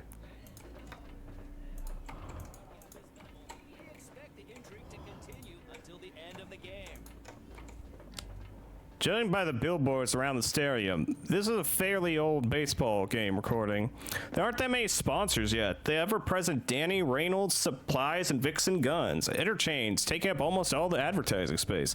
However, the stands are absolutely packed. The Crystal Sands Rogues are on the field in their distinctive stripes playing against the Huskies. A corpulent sports commentator in horn-rimmed glasses appears in the bottom right corner of the screen. Bob Parsons here, broadcasting live for you again. The girls have just left the field and we're waiting for the most important Bush League game of the season. Today, the Anchorage Huskies will stand against the tough guys from Crystal Sands, a new town near the Dome. Parsons all but climbs into the camera lens. If you've only just recently come out of a coma or spent the last couple of years in cryosleep, I'll tell you what these guys represent. The Rogues are the major sports discovery in recent memory. They are the gladiators of a new era, a baseball team comprised of ruthless motherfuckers who were doing time in penitentiaries all over the world a short while ago. The commentator disappears from the screen, but his voice remains. Rudel, the most sought-after armed robber in Berlin, the most effective outfielder in the league this season. Now you're staring at the screen. The Huskies are first at bat. Gordy McQueen beats the ball hard and darts for first base, but he's interrupted by the most beautiful fly out. The Rogues, Milo Kovacs, catches the ball. Parsons howls ecstatically from off camera. Milo Kovac! You'd be amazed by the man's grip if you didn't know he gouged out his own brother's eyes with those very talented hands. The innings flash one after another. The Huskies are good, but the Rogues play with an almost bestial fury that makes up for their lack of skill. Thanks to your attention to detail, you pick up several interesting facts from Parsons about the Rogues, along with watching the game. For example, outfielder Casey Molinari delayed his own execution by killing the doctor who was administering the lethal injection. As there aren't any other medical professionals in the prison, Casey was sent to the Dome. Savo Garion avoided punishment 3 times by faking insanity. Pitcher Tim Rollins beat a random passerby so severely, the victim's corpse is never identified. You eventually get the feeling you're watching a true crime show rather than a baseball game, but that seems to be exactly why the spectators love the Rogues. The game ends as expected. The two teams are approximately equal skill and run neck and neck throughout but the Huskies end up losing. Hey there. 2 blacks, a man and a woman, are sipping beer on a couch in front of a television. They're watching a recorded baseball game, the Anchorage Huskies against the Crystal Sands Rogues. Holland said, the Rogues runner streaks from base to base like a hurricane and gets a run for his team. Rogues, Rogues, Rogues, chants the blacks, rhythmically punching the air above their heads. I lost a small fortune betting on the Rogues. The blacks give you a look of squeamish sympathy, then turn back to watch the game.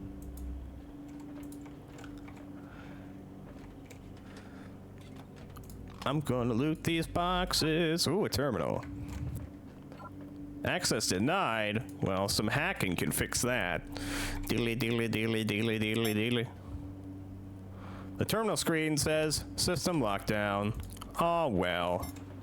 Hey there, Jason. As Orange is scrubbing the floor into the tireless gaze of Black standing next to him and barking out orders, the guard touches the rag with the tip of his boot. "You're doing it wrong, Rain." In response, the Orange mumbles gruffly into his long gray beard without lifting his head.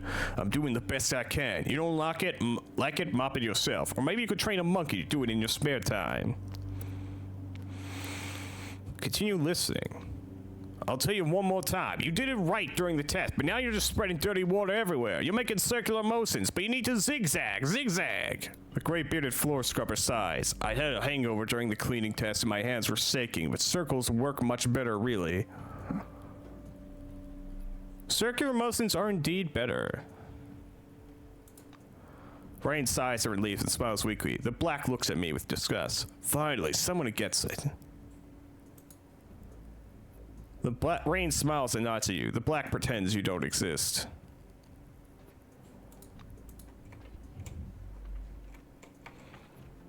I'm just gonna take this soap and loot whatever else is in this room. Don't mind me. Ooh, some duct tape.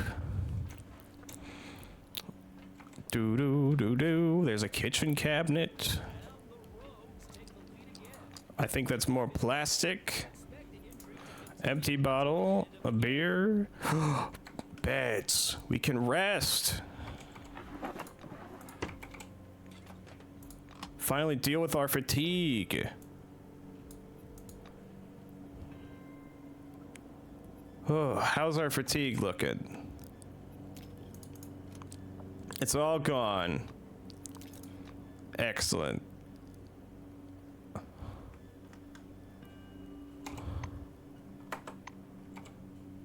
Whew. All we needed was a nice little nap. And now we're bright and early and ready to kick ass. And steal food. Although I get... Oh, we just leveled up. Okay, let's save. Do. Let's see. I know I was planning to raise something. Piloting and medicine.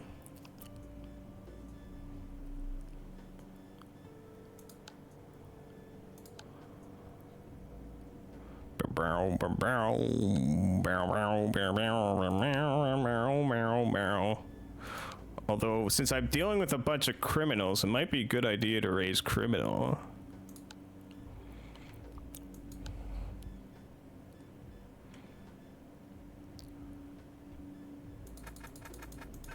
Okay, I'm gonna raise piloting. I'm gonna raise criminal to that.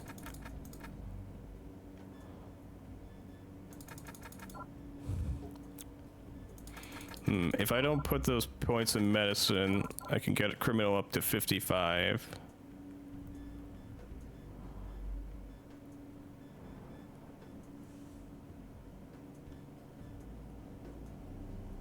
Bow, bow, bow, bow. If I don't put points in criminal... Oh, I can almost get medicine up to 60.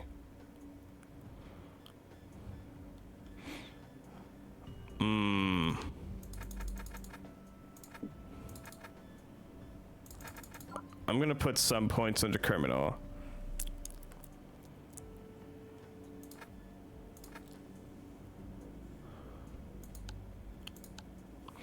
Bow, bow, bow, bow, bow, bow.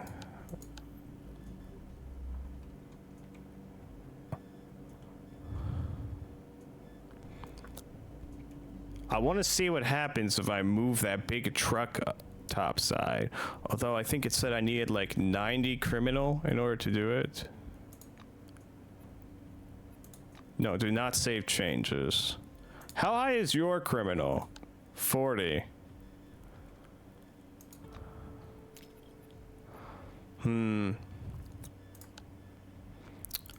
Okay, I'm just gonna raise medicine to 60.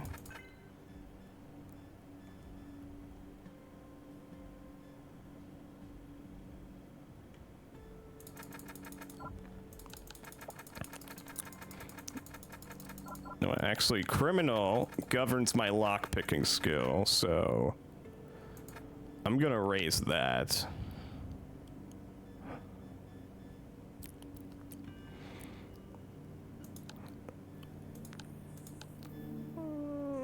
And I'm dealing with a bunch of criminals right now, so I feel like having a higher criminal will help out.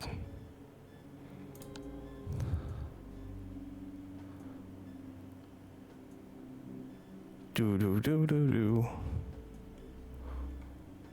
Yeah. 1 point in medicine, 20 points in criminal. Save. Now I'm even better at lockpicking.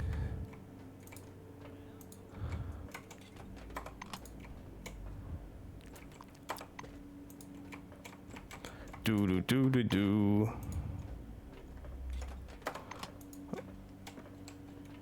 And I might get special speech checks with criminals in the future.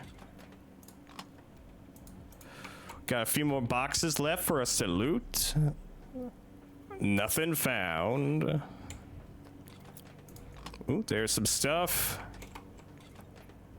Rags. I don't know why there's dirt on that shelf. And that's everything in here.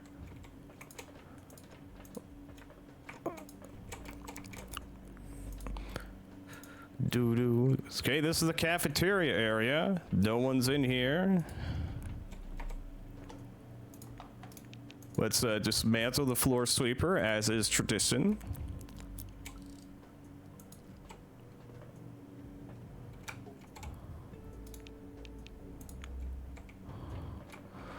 Close the door, and then now no one's in here. Gonna lockpick this vending machine. Da, da, da, da. Search. Just some cigs.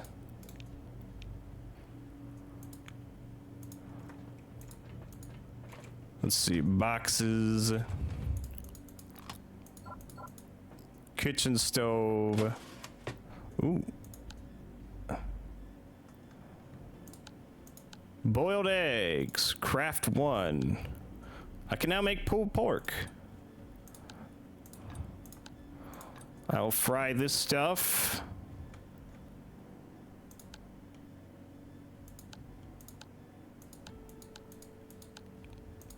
I'll make some heated beans.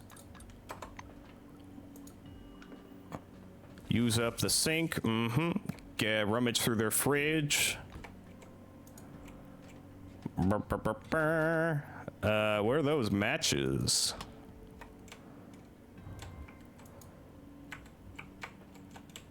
There's the bathroom. Lockers. This compact teleglass gives you a +3 to initiative. Do either of you have anything on your faces yet? You don't, Crump. Here you go. I have +3 to initiative, my friend. The glasses suit you. Ooh, a tactical vest. Would that suit either of you? Let's see. Raises evasion.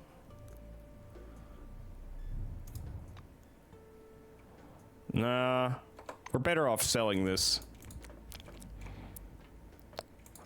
But let's use a shower stall real quick. Now we feel better.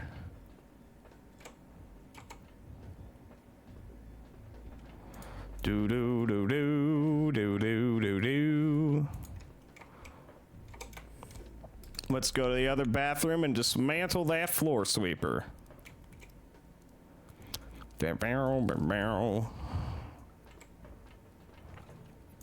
Ooh, stuff in the trash bin. Perfect.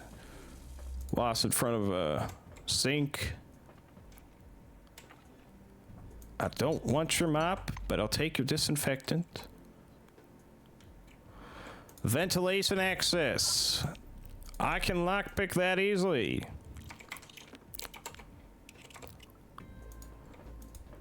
Whew.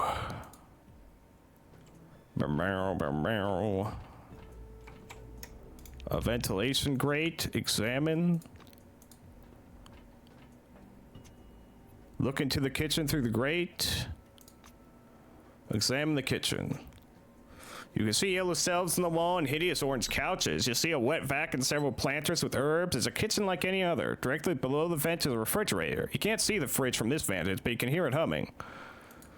You give the space a long, careful look. There's nothing unusual except for a strange painting on the wall. Or is it a photograph? Hard to tell from where you stand.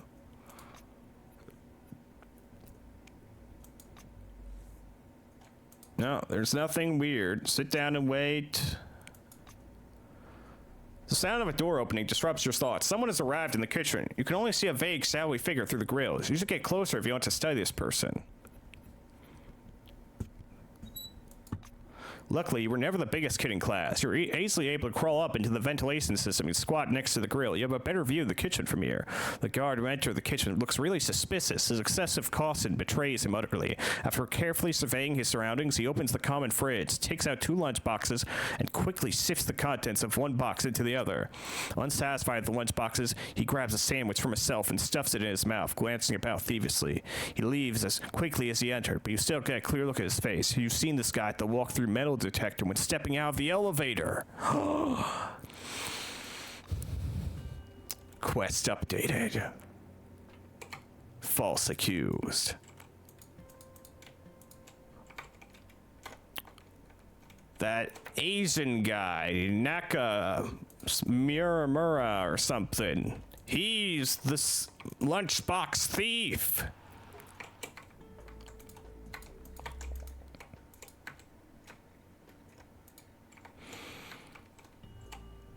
I've come to clear your name, Tom Jenkins.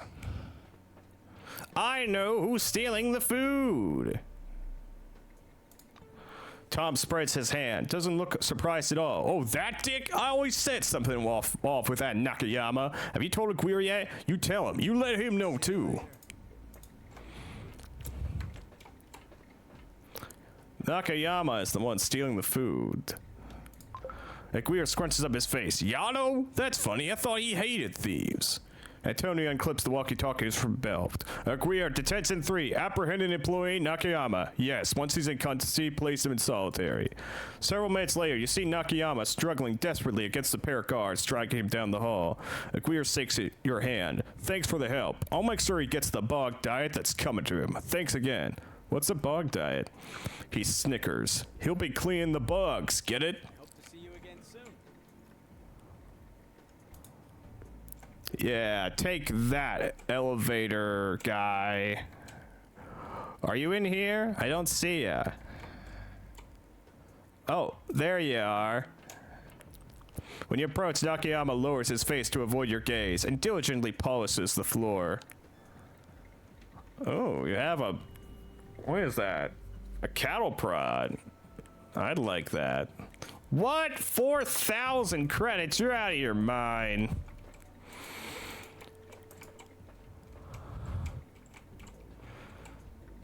Well, I think this little section of the place I've done all I can with. Time to go looking in, how do I get over there, actually? Ah, door.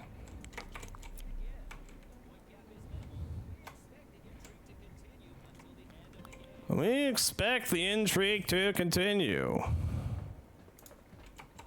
Let's just close this door so no one sees us rummaging about through in here. It's got some kitchen cabinets, some office cabinets, some boxes, terminals. I can see if there's any juicy gossip in the office. Try to switch the computer on. Press a couple of buttons at random. Nothing happens. Bam. Damn. Boxes. Oh yes, thank you, Monoma. I will hydrate.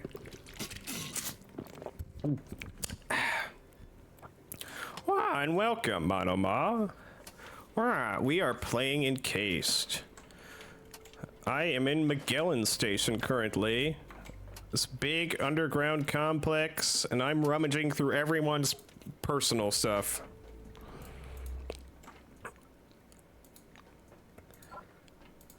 Please, companion, move out of the way. Can I use this terminal? Access denied. Well, I'll just hack it. Doodly doodly doodly doo. Ah, it's broken. There's a system lockdown. A portable computer. Miss Grace, I want to bring something to your attention. I overheard several workers in the warehouse discussing a gambling ring. According to them, rat races are being held somewhere in the station. I think you understand how legally questionable such an event would be.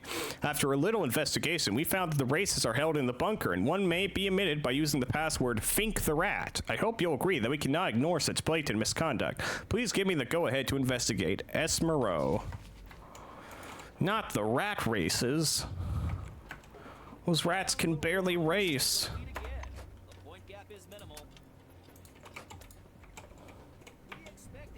How do you expect rats to race?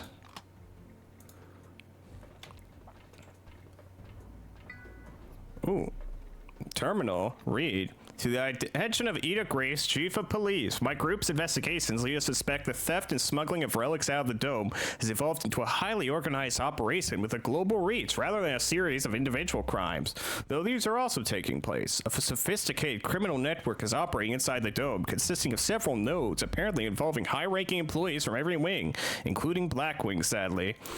You'll click on the button to load the next page. The recent surprise inspection of the storage 13 that storekeeper Vladlina Kretu had been working to avoid for quite some time revealed a large number of undocumented relics disguised as household items. A kettle, plunger, can opener, disco ball, etc. Kretu has been arrested and her accomplices are currently being identified. You load the last page of the report. We suspect the storage security officer and senior research associate. Relics are being illegally mined by so-called black diggers, mostly oranges. They represent the lowest level of the criminal network. We suspect that in McGill Station, the man in charge is a Mr. Lindbergh, though we have no proof as of yet. Well, a lot of people want me talking to this Mr. Lindbergh, apparently. The most infamous crimes of the 1960s, Encyclopedia.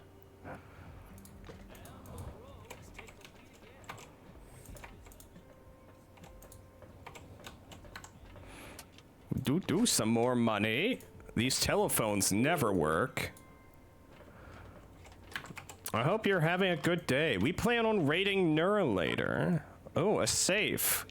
I can use my electric lockpick on that. Ooh, $100. Kitchen cabinets. Thank you for the coffee. Anything else? Flower pots. I always want to check flower pots in this game. Sometimes you find cash in flower pots. Or more rarely, some ancient relics.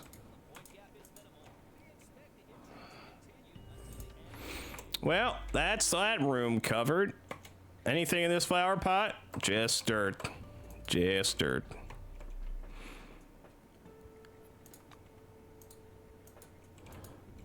Talk to Ida Grace? I'm working on it, I'm working on it.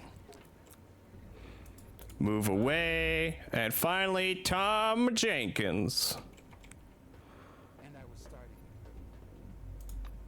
He puts his hand to the peak of his cap in a mocking gesture. Hey, Margarita. Welcome back.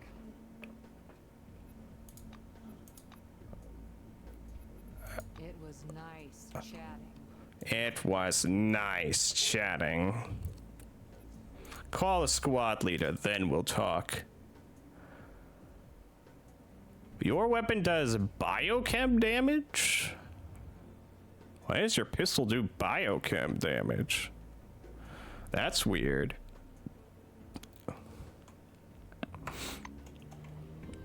Anyways, I'm gonna move on to another floor.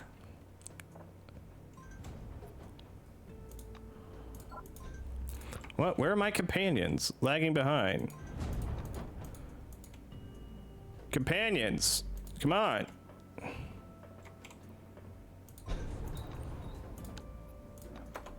Crump.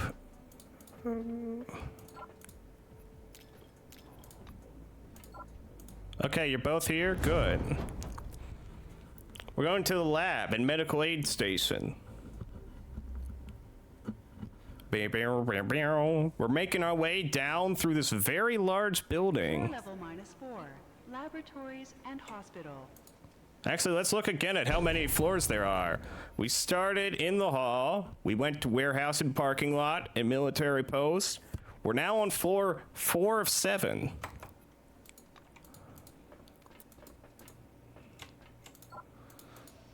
And there's still a bunch of other, like, locations in the game.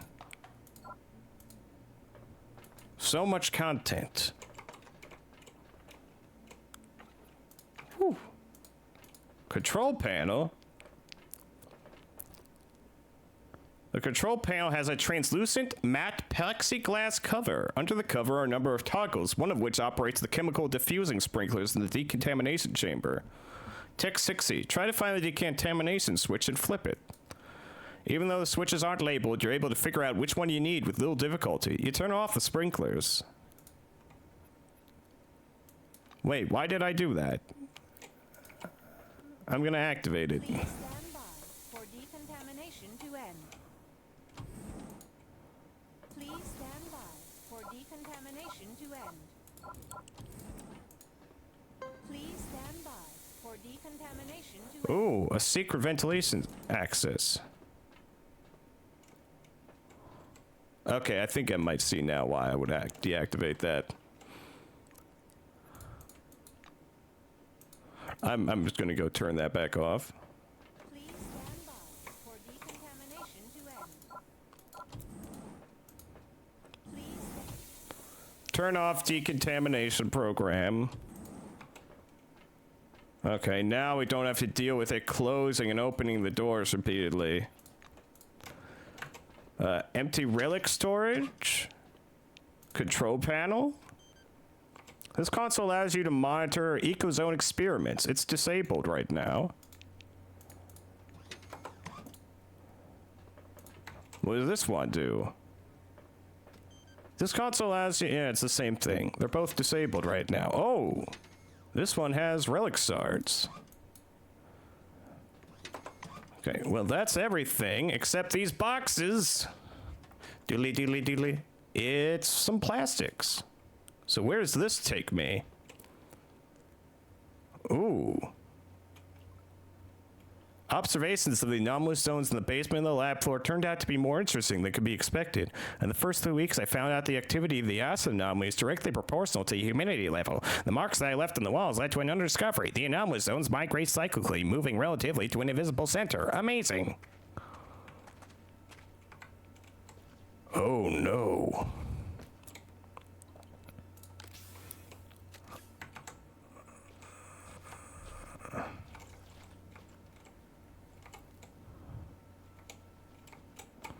Okay, let's arm. Oh, I don't have a side arm equipped right now. Let's fix that.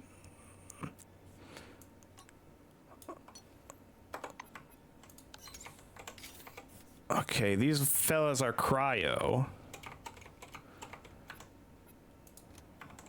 So, cryo grenade won't do anything against them. Let's swap that out with frag grenade.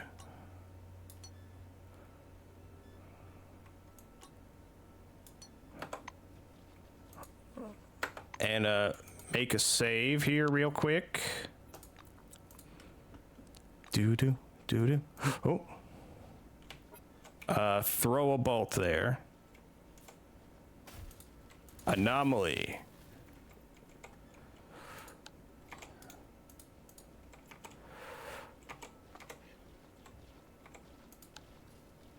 Okay, so far they haven't noticed us.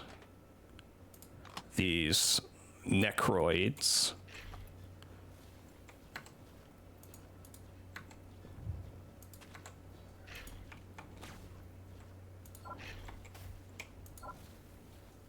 Huh? Out of range. Okay, go around here. High temperature shot. Bam. Bam. My weapon's jammed. Regular energy shot. Okay, it's your turn, companion. What do these do? Assassin's regards? Sure. Dance. You need to spend a turn reloading your gun. And you, my friend. Where the fuck are you? Oh, you're back there. Get up here. Okay, I'm gonna switch over to my flamethrower. We're finally getting into some fighting today on screen.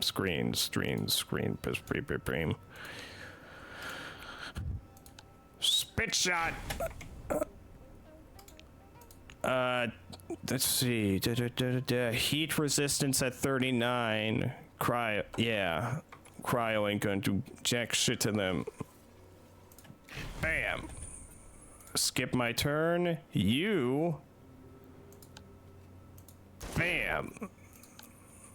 Bam. Bam. No, don't waste a shotgun on them. Just walk up and hit that man. Wait, can you not get up? Not enough action points. Okay, waste a shotgun shell on them.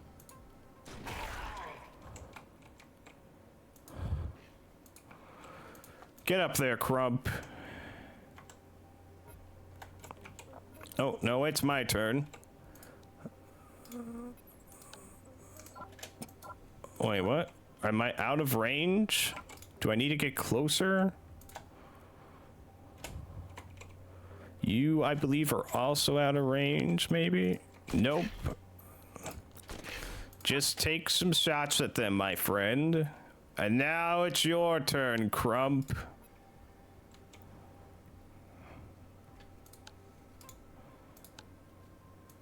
Blam! Blam!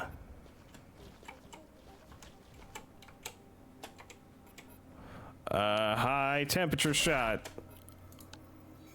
Bam! I can't use that. Napalm!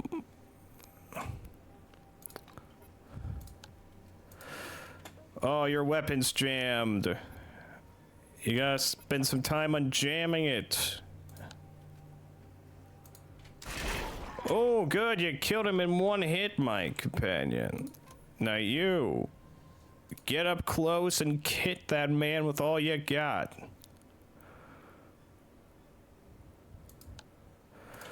Bam. Jab.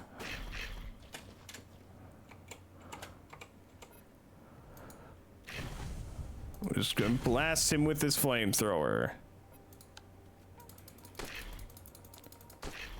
And you need to reload your gun. Defend. No, there's too much of a chance you'll hit us, so. Get up there and fist punch that man. You can't fist punch him a second time. Just skip your turn for now. Oh! Okay, it's time to do some things to this man. Whew, okay, unidentified relic. I think we've got this one. We'll take it for now. Yeah, I think it's the same thing as this one.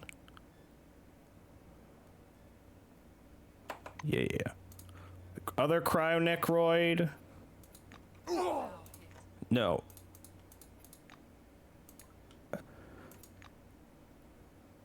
Heap of corpses. Oh. Okay, we'll move in a second. Okay, move, you jackasses. A secret discovered. Pile of rocks. Crump. Move that pile of rocks, will ya? with your bare hands. Bow, bow. There we go. Searching. Ooh, a nice relic. Wait, no, that is really nice. It lowers everything by the looks of it. We can sell it. Unidentified person? All right. First things first, let me administer first aid. Scan this corpse. We scan unidentified corpses to find out who they were in life. Bow, bow, bow, bow. Let's see. Where did we come from?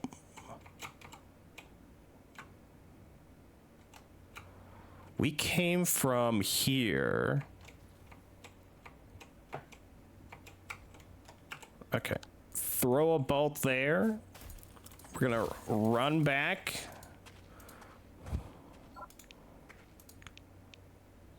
Yeah, Crump. Break this open, will ya? Oh. Ow. Oh, a high-tech weapon. And a high-tech weapon manual. Nice. Jesus. Ah, Jesus, it burns. Okay, Dear, it hurts so we'll much. go up the ladder. We don't know where this ladder is gonna take us.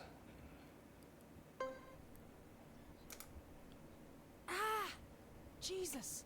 It burns. Yeah, Dear, you it hurts so whiny much. baby. Crump needs first aid first. Oh, that's one of those things I fought down in the cave. Hey, Abner guy. A short man is slowly wiping the medical block floor with a rag, although it's already sparkling. The badge on the stranger's orange uniform reads Abner at Amidas. He accidentally pushes the mop over your foot. Quit dancing around. Take a close look at this character. You eye him head to toe. He has a narrow face, thick glasses, hair, mustache, and beard are all carefully groomed. Unusually, his orange overalls fit perfectly. Even his hands look bizarrely kempt. He's either a metrosexual or a psychopath for neatness. The mop sloppily kisses your feet again. What? The orange's gaze is distinctly unfriendly and even defiant. Well, I'm just gonna take this soap. And look at this trash bin. Ooh, good stuff in that trash bin. What about this flower pot? That is some good flower pot junk, I tell you what. Fire post. No, I don't want to waste my airgun powerlets. I need them for crafting. A broken public terminal. I can dismantle that for parts. Okay, come here, Sparrow. I can give you first aid now.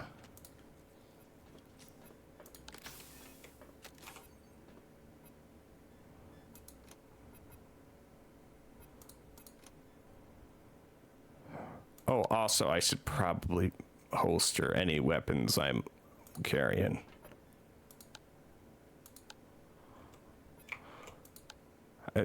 Is your weapon holstered? I can't tell.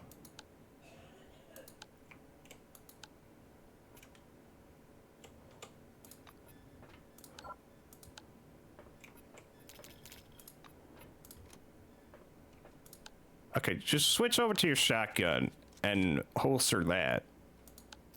Okay, there we go.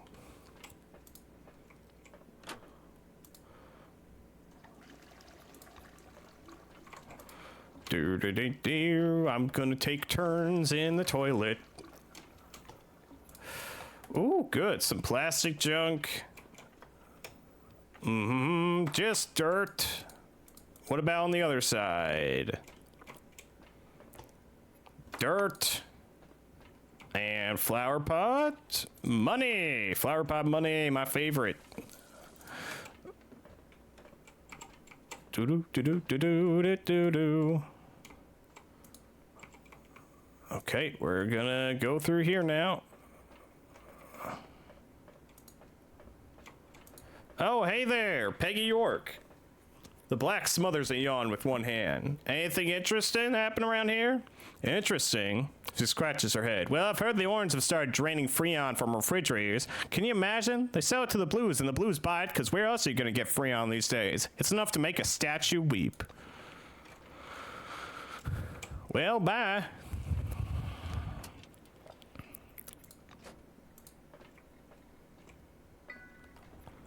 The Cronus logo on this terminal screen has been rendered in pixels rather than ASCII characters. This one must have a new version of Keros installed. The terminal itself looks new as well.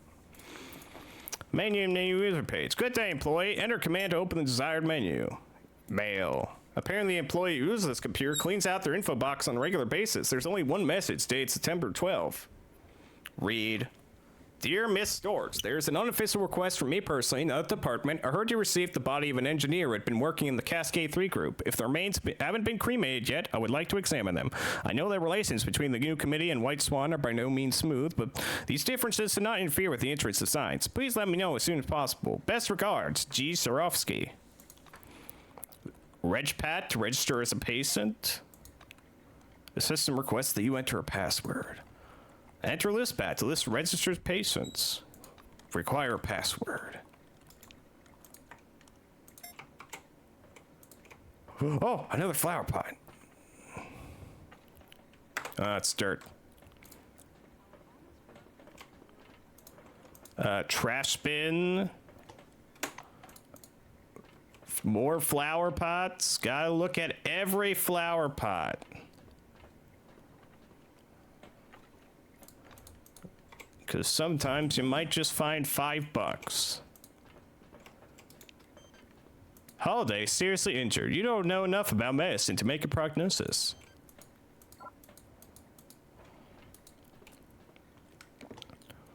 Ooh, plastic junk. I'll take it. Charles Holiday. A skinny but muscular guy is laying in a hospital bed surrounded by semi-transparent tubes. I see a paper on the wall with the tiniest possible trace of blood. Says the patient's name is Charles Holiday. Where's your beard, St. Peter? The prone man turns his head slightly towards you. He laughs at his own joke and immediately falls into a coughing fit, while the tubes running from his chest sparks with red with droplets of blood. The black immediately stops laughing. Sorry, I feel exactly as shitty as I look, and thanks. I guess I owe you my life. What went wrong? He emits a hoarse sigh, and the tubes connected to his torso quiver sympathetically. You mean, why am I still alive? It's because those fops had nothing but clubs, but they still did a pretty good job. His eyes glaze over. Sorry, I'm having a hard time thinking straight. Morphine must be doing its job. It's good shit. I recommend catching a bullet one of these days and trying it out. He laughs. Where exactly were you attacked? The injured man stares at the ceiling. Kepler didn't tell you nothing, did he? Yeah, he's real. Sorry, but I don't remember a damn thing. Morphine. You see anything odd? Yeah, I was 12 when my mom married that asshole. Now that was weird as hell. His face grows serious. I seem to have seen their queen. There was a hill and there was a car at the top. It's all a bit of a blur now, but I remember her crowned head clearly. Turns out it's no fairy tale. Those freaks really do have a queen. Black calms down a little. Of course, that's not going in the report. They think I lost my marbles, like the blind guy at the brothel. You know that one? Shit, I can't remember it. Can't seem to get my damn thoughts together. It encouraged him by telling him a joke. You tell a joke about a pirate with the patches over both eyes. He guffaws. You tell a joke about an old hooker turned out to be the president's mother. Once he is done laughing, Holiday advises you not to tell that joke to any Democrats. You tell him a joke about an Amish guy at a strip club. He contemplates the joke for a bit, then bursts out laughing. You tell a joke about a Catholic priest and a boy pervert. Holiday laughs so hard he has a coughing fit. You tell a joke about a redneck who couldn't marry his sister because he was already married to their father. He laughs until he cries. You tell a joke about an old lady who stood pigeons away by telling them to fuck off. Judging from the black's accent, he thought it was brilliant. You tell... Okay. We already got that one. There are life support systems designed to help the injured. Well, now that that's all taken care of...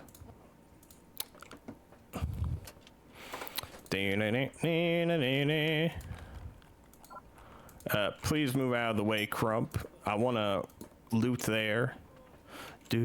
Do. Ooh, black powder and salt. I've never encountered salt yet. Ooh, another relic. Do. Some casts. Glue, I think that is. Some more plastics. Terminal is in system lockdown as expected. Medical equipment. The monitors of this machine are dazzling with medical statistics. Okay, I think that's everything we can get out here. Let's go into this room.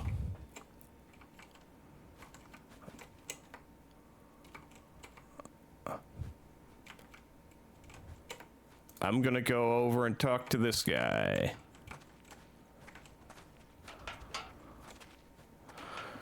Well, the mask hides its features. You merely know who's standing in front of you. This scientist's clothes simmer thousands of blue particles. You only ever met one person so passionate about microlux, and the name on his badge confirms it, Theodore McCready. He recognizes you too, but doesn't look surprised at all. He nods absently as to, how did you survive the incident? The White responds with absolute composure. Very easily, to tell the truth. I saw the maelstrom, but it didn't affect me at all. The worst thing I endured was a week at the picnic.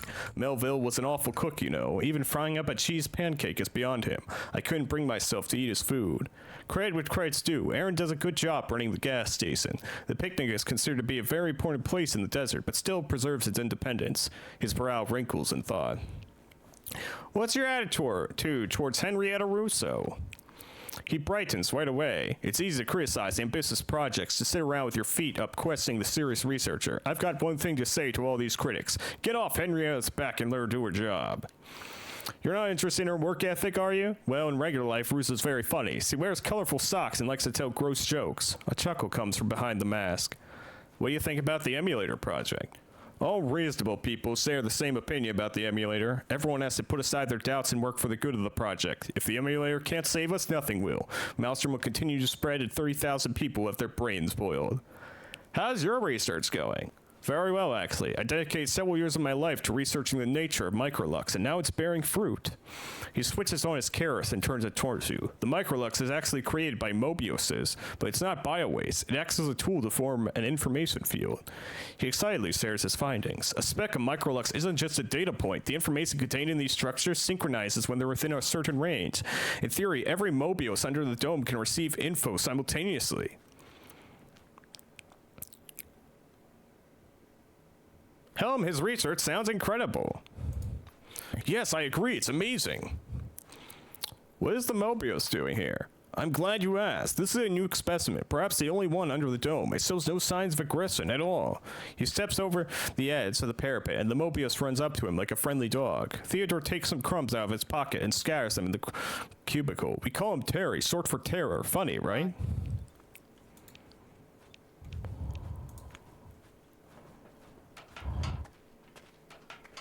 The Mobius produces a quiet but constant noise. It's the dozens of servo engines motivating its bulky frame. The triangular eyes of the ancient machine slowly begin glowing yellow as you approach. This might be your only chance to see an active Mobius up close. You stare at it and it stares back at you.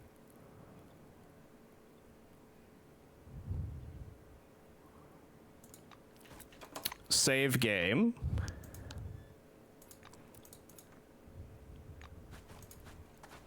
I'm going to show it the severed arm. The apertures of its yellow eyes expand and contract asynchronously as it slowly scans the manipulator.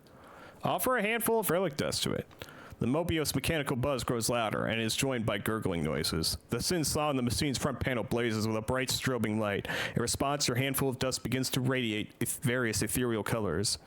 Tech 55, remove the machine's access panel and study it from the inside.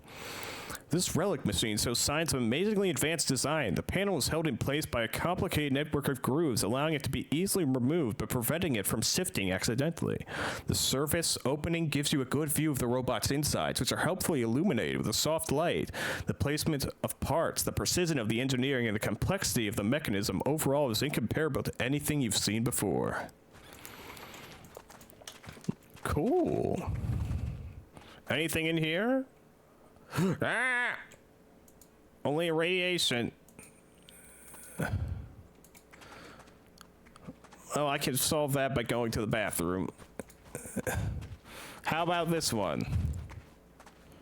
Ah, more radiation. Oh, containers, though. Diddly-dee. It's a personal teleporter. Empty. Another personal teleporter. There's a door. God, this area is so big. Morgue, trash bin, flower pot.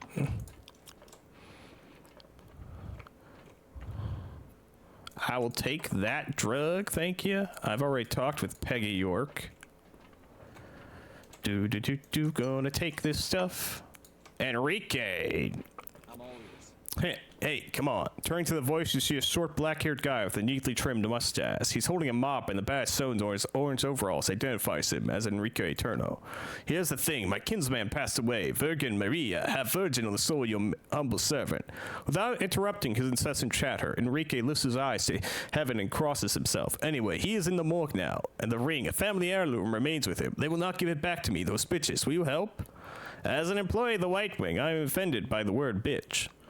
Eternal raises his palms in conciliatory gesture. No, don't think that. I can see you're not a bitch. You're a good person. You're not too good to help your fellow man, yes? Okay, I'll help. He pats you on the shoulder with a hard, heavy hand. Well, thank you. He's lying right there as you went to the morgue. He's wearing a gold ring on his left hand. A man of God he was, my kinsman.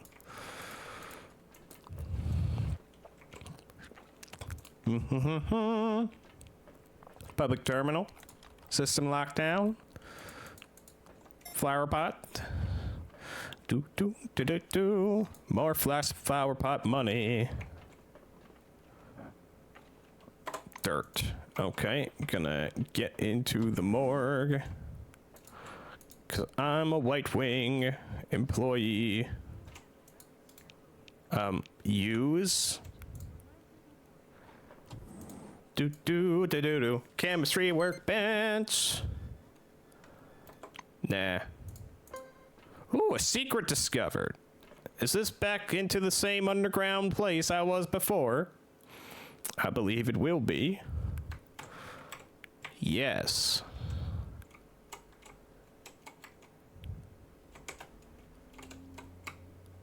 I believe it is. Let's go back up the ladder then.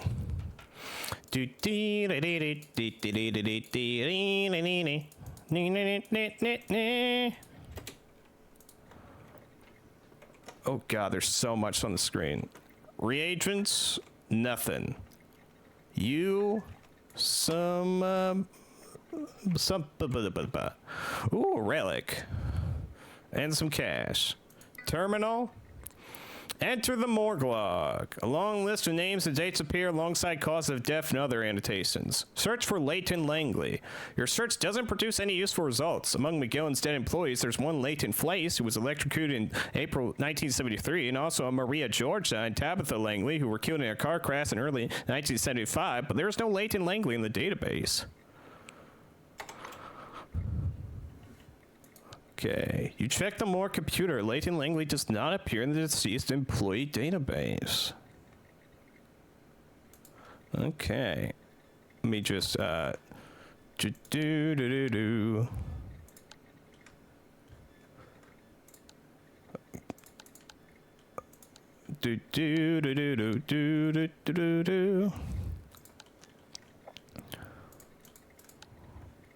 Quests. Family heirloom. Oh, medical records. Study the documentation. On the first line of the top page is the name of a dead man, John Bigsby. Is that a new quest? No? What was that? John. The dead man's name is John Bigsby. It seems unlikely that he or his ring have anything to do with Enrique.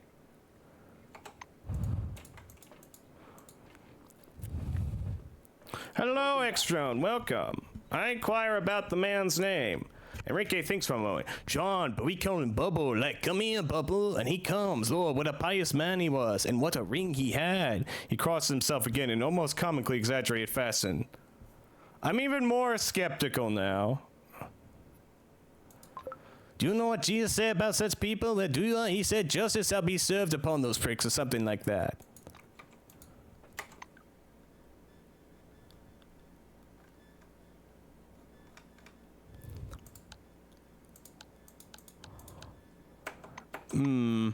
Load game. I guess I wouldn't hurt to steal this man's ring for him. I mean, what kind of consequences could I face? Do. Anything in here? Nothing. No Leighton Langley medical records. Do. I want to ask you about that guy's name again. I believe you. See ya.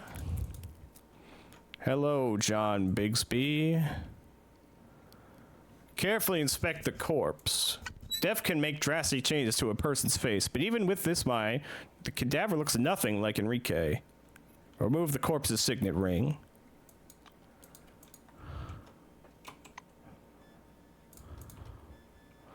Whoop. I don't see the signet ring, but okay. And I was starting to get bored. Are you and the deceased accelerated? What do you mean? Hey, look at this. This mole above the eyebrow. This is our family crest. The ring is our family emu. Give it here. Okay. Give him the ring. You pass the ring to Enrique, and he immediately secretes it in the folds of his clothes. The orange rests a heavy hand on your shoulder. Thank you. Sorry, I'm strapped right now. I can't reward you.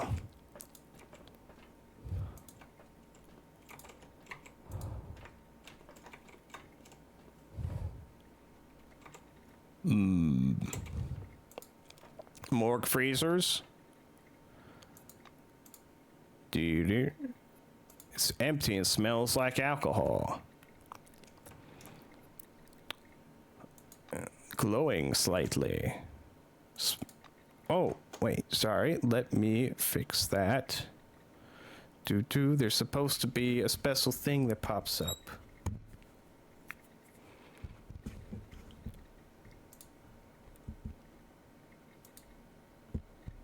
Okay. Yes. I will put on the ears for now. And I will. Let's see. Look at the rest of these freezers. It's empty and smells like alcohol.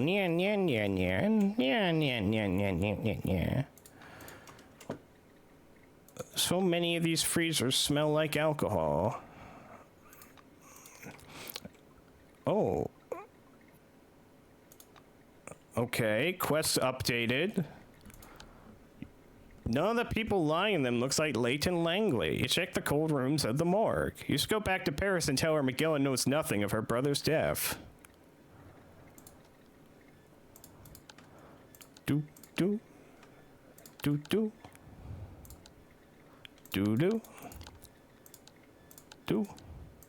Miscellaneous.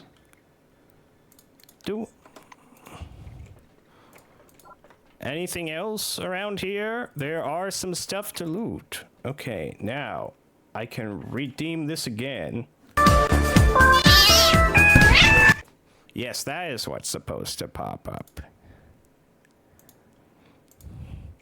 Yeah. Yeah. Oh, reagents box. That is very useful for crafting. I'm glad you like it, Hextrone. Yeah. Ooh, thirst has been quenched. There are more flower pops just sitting around here. This one has Cass in it. I check every flower pot in case of Cass.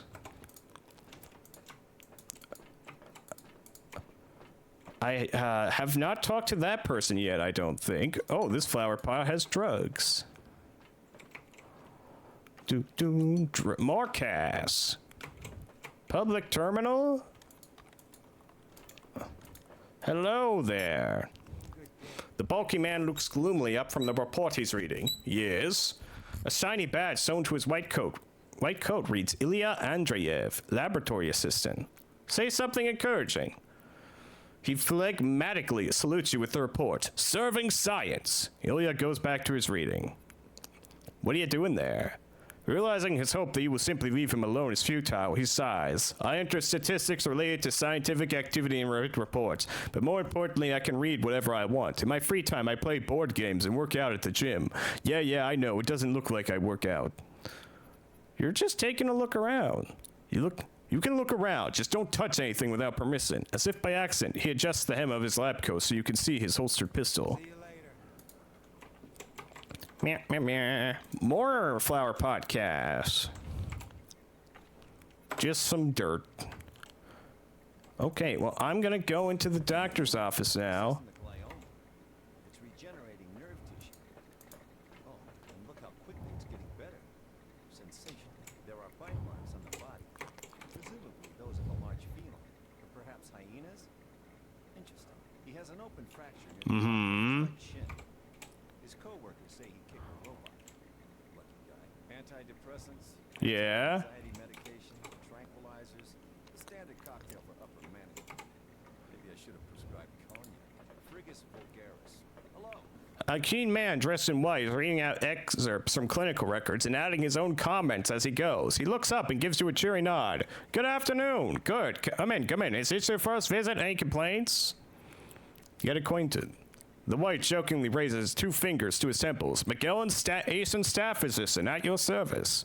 He spreads his arms over a table piled with papers. What am I doing? We're all human, even under the dome, and people tend to get sick. If you study your contract carefully, you have noticed that you have health insurance. So whatever you got. As for diagnosis, he scans you with a variety of unfamiliar devices. Well, you have several problems, but where would we be without these little challenges, eh? Shall we begin? Sometime after the procedure begins, you realize with amusement that you are absolutely healthy. The doctor is smiling happily. So you see, science is capable of anything, and when we finally reveal the secrets of the forefathers, woo. So any other complaints? Come back again. Thank him and leave. Hello again. Can we barter? Ooh. A hermetically sealed helmet.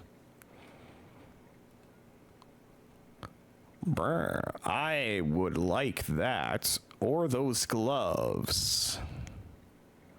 Actually, I feel like my gloves are better. Slightly. But I would like that helmet, though. How much for the helmet, my good man? I will give you some relics for it. That seem pretty bad.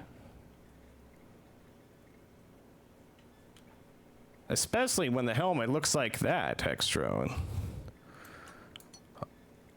I found these ancient relics in some kind of flower pots. Well, not ancient, they're just like anomalous. Boink and a boink. And you can take one of these as well. You can also take this tactical vest. Yeah. Oh, I can't take that much money from you. Unless maybe I don't know, offer you something else. Do I got anything else to offer you? I have some rifle bullets. I have an extra carpentry hammer. And I have this pipe wrench.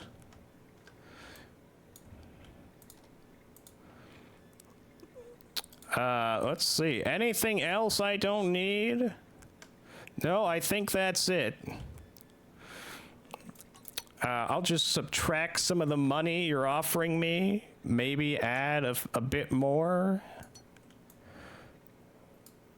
Yeah.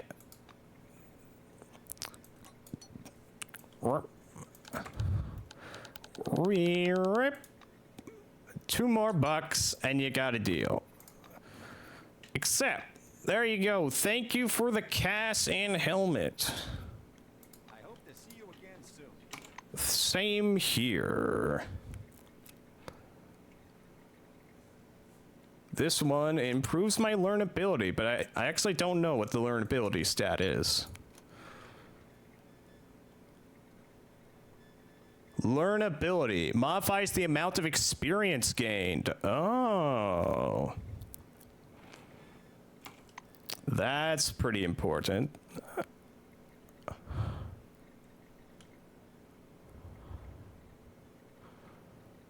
And this also raises my learnability.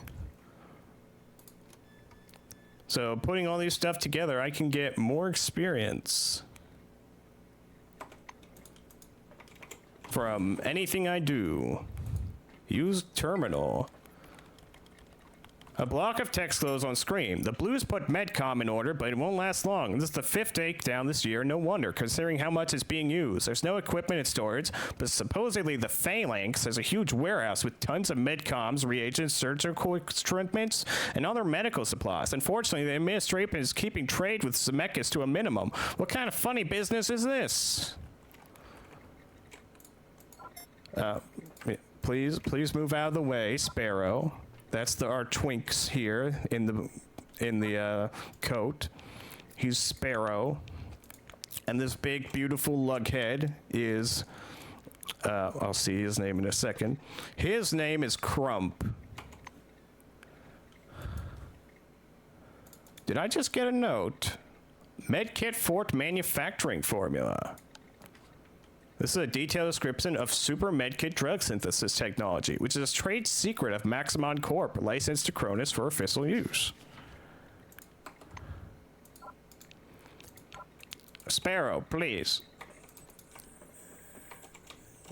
Yeah, you got some bottles of alcohol and neocytam.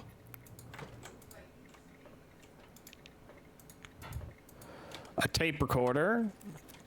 Listen to the recording. The speaker produced the soft metal squeak of a chair and the sound of a mug being placed on the table.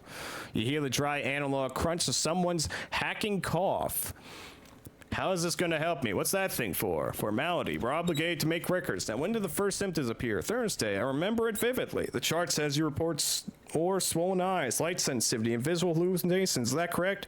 Yes, but it's gotten much worse now. I remember it too. Read the inscription on the reel. The red plastic reel has an inscription in violet pink. Francis Eastman, Cascade 3 Group. Keep listening. I would like to hear more about your hallucinations. Are they consistent? Yes, in fact. There may even be logic to them. How so? I saw creatures, very unusual creatures. I cannot describe them, and I can't decide if I really saw them or if they're a symptom of my sickness. I tried to sketch them out on paper, but I couldn't do it.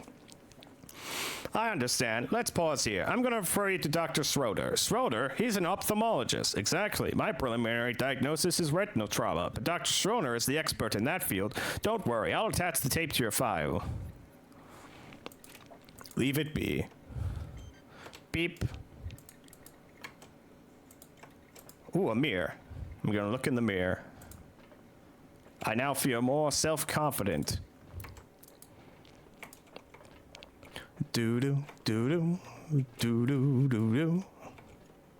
Wait, I've been in this room, actually.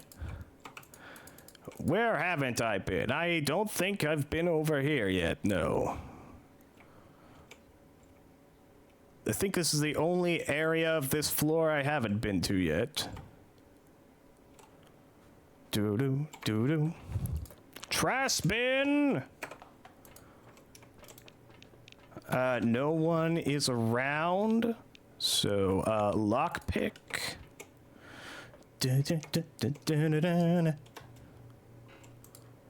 It's now broken. Yes, I'm gonna steal the beer and cup noodles.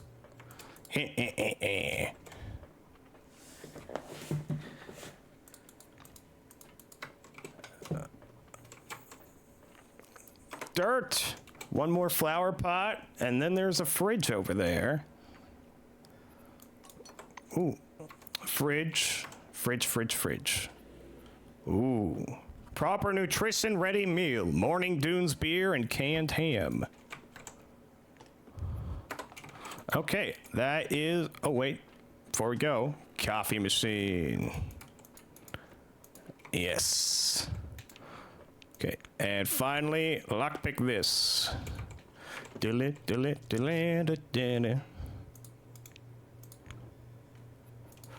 Speak quick. Ah! Crump doesn't have time to leave. Peggy York stops him, literally catching him by the arm. Hey, put your paws away. The big guy shrugs, his shoulder in displeasure. Peggy York frowns indignantly. You should be right away where you should be. But first, I want to talk to your commanding officer. What do you need? If you break the law 3 times in front of a bystander, they will call for security, and then you will be approached by a character responsible for keeping order in the coast. To answer for the crimes, you can pay a fine or serve 7 days in custody. If you do not like either option, you can attack the guard. Remember that this will worsen your reputation even further. I repent for my crime. I'll reflect this in the report as well. Oh no.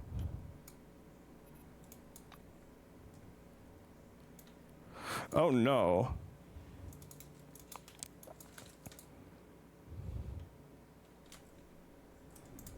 Floor level, -3. Garrison and isolation ward. Things are not going good here.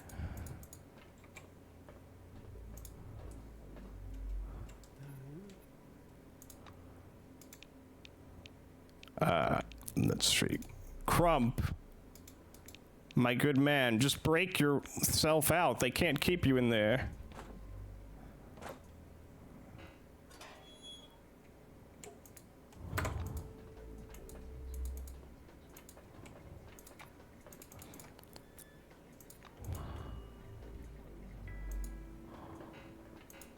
Well,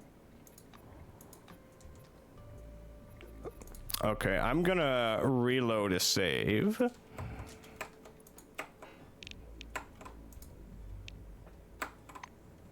Load game.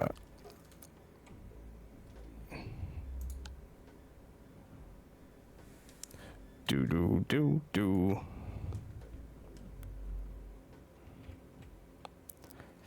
Do do do do.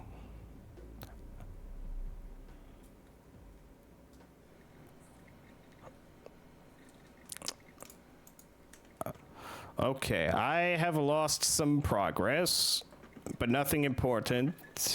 Just a bunch of looting.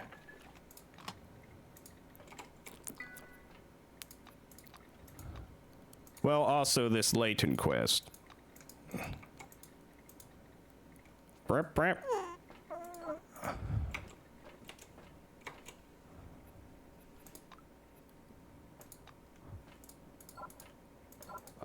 Okay, we're gonna have to re-loot some things.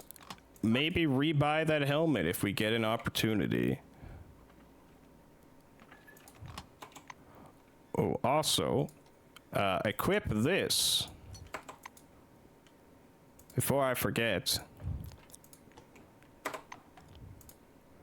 Do-do-do. We need to quickly go through all the morgue freezers for my quest. So then when I go back to meet that woman outside this place, I can tell her they don't have her brother's corpse. Do-do, do-do, do-do, do-do-do-do.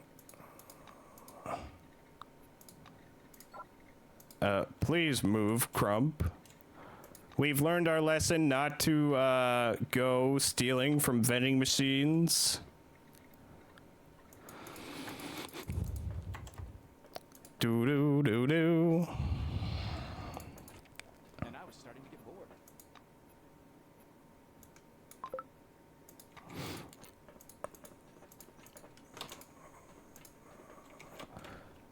Okay, we can talk to this guy quickly. Do-do-do-do-do-do-do-do.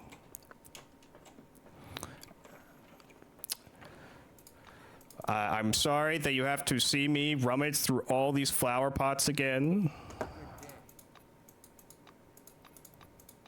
later. Do-do-do-do, nyan, nyan, nyan, nyan.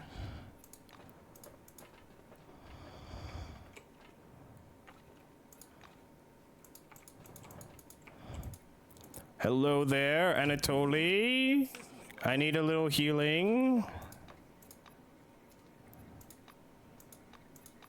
I hope to see you again soon. I hope to see you again soon. Listen to the recording.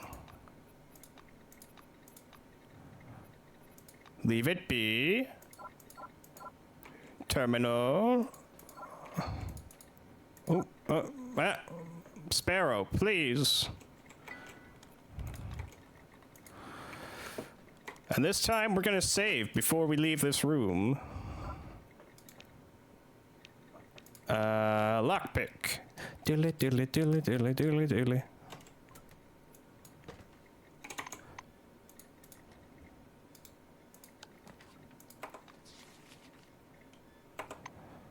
Locker.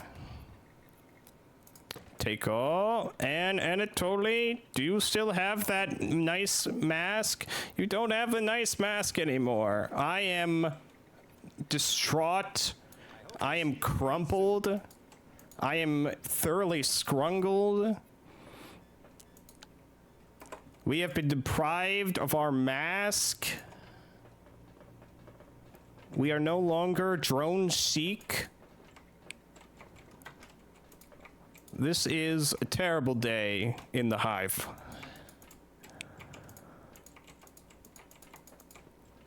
I tell you what.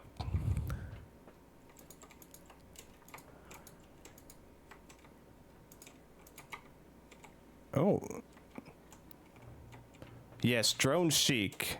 I just made it up. Ooh, a power supply. Can I? No, I can't mess with that, but I can loot from this flower pot.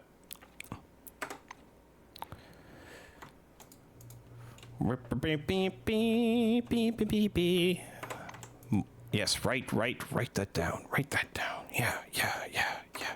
This is one room I haven't been in yet.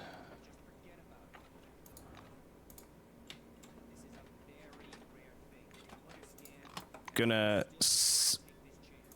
save. Hello, what's going on in here? Curie? Wait, I don't get it. How long did we end up discussing Curie? Curie, Bruno, von Braun, all of them took risks. You know, risk is an inevitable part of scientific research. Oh dear, I can't believe I fell for it again. Let's get this straight, Dieter. I'm not Pierre, you're not Marie, and the risk in this case is not worth it. So I say no, Dieter. No, don't even try. Okay, you're too done discussing. I'm just gonna rummage through all your stuff now.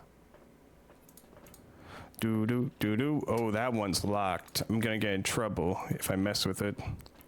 A science workbench! Science!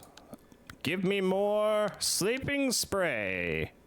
I'll craft just one. Hypno sleeping spray.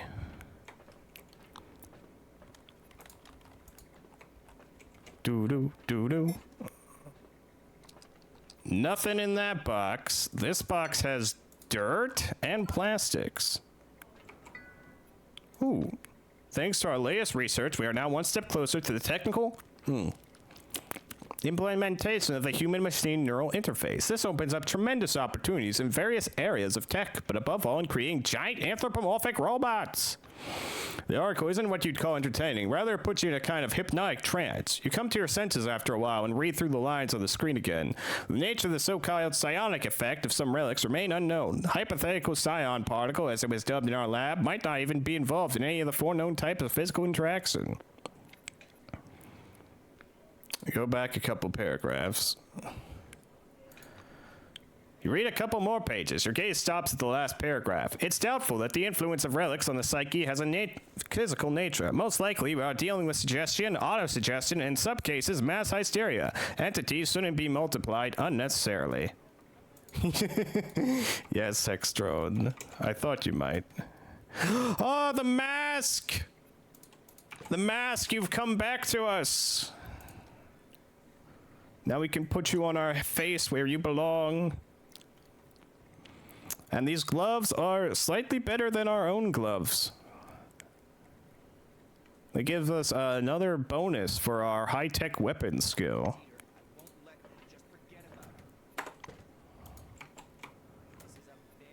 Ooh. Midas business gloves. Mechanical repair kit. A coffee machine. A medical safe. Looks like I can crack this open without getting in trouble. Ooh, a reagent box. And you got a flower pot here. It's just dirt. Oh, I can't rummage through there without getting in trouble. Kind of random that only some of these things I'm allowed to rummage through.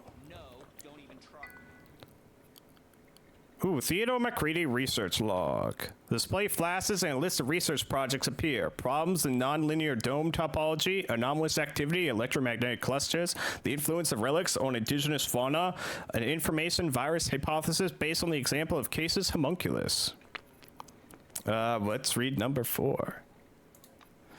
At one point, the Mark II server cell used by Sergeant Draper refused to obey the pilot's commands. The operator was able to exit the cell in time and survive. As for the server armor, it continued to traverse the floor until it was destroyed by security systems. This was likely an attempt by the dome's automated systems to take control of an unfamiliar device, which accidentally became attuned to the forefathers' wireless network. Our computer guys call it a virus. I like the biological associations, but I don't like what it implies. In the future, we must make an allowance for this type of defense mechanism. Read 3. The biome of the dome consists of a limited number of species. They are representative of typical desert fauna, primarily arthropods, as well as species native to forest, savanna, and steppe. It's possible the dome was the site of an experiment to create a closed ecosystem via the influence of fields emitted by the relics. The mutations observed both in individuals and entire populations begs the questions. What if the experiment is still in progress? What if it is ongoing and we are part of it? Read log 2. Anomalies of an electrical nature have an undetermined genesis. Their appearance is probably linked to the activity of certain types of equipment, both our own and relics. After spending a significant amount of time analyzing similar phenomena, I have accumulated enough data to state the following. Anomalies are something akin to energy-based computers. Each of them act like a separate neuron in a network of many. So what are they calculating? This is an intriguing question. And read log 1. From the perspective of mathematics, the dome models a fold of n-dimensional space. In this case, n also depends on the depth of the fold in a nonlinear manner. In simpler terms, the area under the dome comprises substantially more of the material world than it should. It's no wonder that search teams have gotten lost within a kilometer radius of the base. It wouldn't surprise me in the slightest if one of them returned a day prior to its deployment. So, the dome is the most famous and most ambitious creation of the forefathers. Indestructible and semi-impervious to living matter, the dome covers about 30,000 square kilometers of desert. We are all living under the dome. So, what are you two up to? A pale, bespectacled man with a beard flails his scrawny arms as if drawing something in the air. But all hail progress. The caps on Blanca's shampoo have a silicone base. We remove the silicone bit, use it to cover the pointed part of the relic, roll it up in the plastic film, and his opposite shakes his head in annoyance. Dieter, this is not a scientific approach. There is value, but there is unknown risk factor, which you propose to mitigate with shampoo caps. Seeing you looking at him, he abruptly stops talking. After an appraising glance, the white comes closer. There's a relic in our lab that we have to bring to the surface, but it's sensitive to decontamination. My colleague is positive that plastic wrap and silicone caps will protect the artifact from the effects of the gas. But I say it's too risky to rely on such medieval methods. We should just turn off the sprinklers. I'm ready to help. The white directs a superior gaze at his colleagues. And you say shampoo caps. He shakes your hand. Thank you for working for the advancement of science. Ask about the relic. Dieter brightens. Reuven, may I? Let me tell about it. This is very interesting. Levy rolls his eyes expressively. Heimlich appears to take this as a sign of agreement. Hands trembling, he opens a drawer to withdraw an object a bit larger than his palm. It's an elongated device resembling a syringe or a knife with a massive hilt and thin blade. It glows slightly, and the vibrating housing produces a thin mosquito-like whine. Heimlich hands you the relic so you can take a closer look. It was discovered in Ankara before the incident at the beginning of August 76, 20 meters underground. The chamber was totally ruined. Walls looked like they'd been sealed. He ogles the mystery mechanism. It was the only thing left in that room. The research team was, of course, hoping to find some kind of remains, but you know, no one has ever seen them, nor a relic like this, by the way. The scanner can't even detect it. That seems to be all. Was there something else you wanted to know? What does it do? The question seems to baffle the scientists. Levy makes a helpless gesture. Meanwhile, all it does is buzz and vibrate. I know from the description it sounds like a motorized dildo, but we think the relic's real purpose is much more frightening. It might be a devastating weapon. Dieter vigorously points his pointer finger at the ceiling. Levy reaches out and lowers Dieter's hand. Don't get yourself worked up. Yes, it might be a weapon in the middle of some complicated cycle. Possibly we're witnessing a recharging process, or maybe targeting. A thorough evaluation could help us learn the truth. How did you escape the decontam chamber on its way into the base? The whites exchange looks. Reuven nervously twines his fingers together. I would prefer not to get into that. Well, I can't pass either of those skill checks, so I won't insist. Oh, you again. I've solved your problem. He tugs anxiously at the collar of his shirt. Thank you. Science owes you a lot.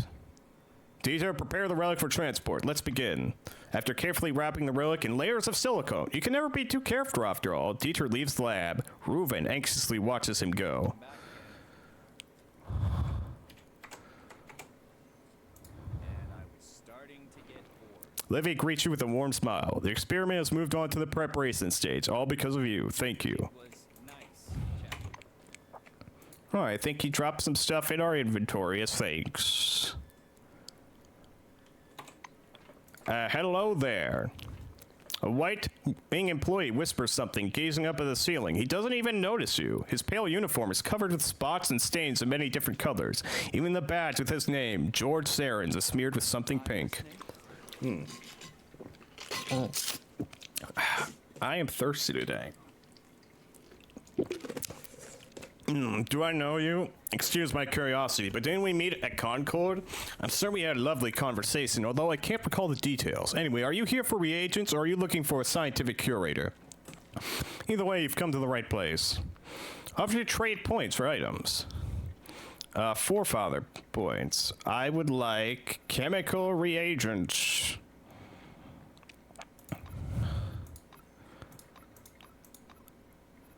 Lots of chemical reagents, please. I will also give you some Cronus points for chemical reagents. Maybe a medkit, but also chemical reagents.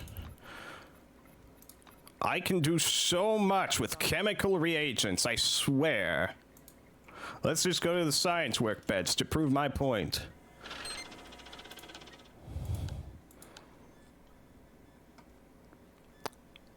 There. I can use reagent boxes to make these hypno sprays and pepper sprays. In fact, I think I will make some more sleep spray.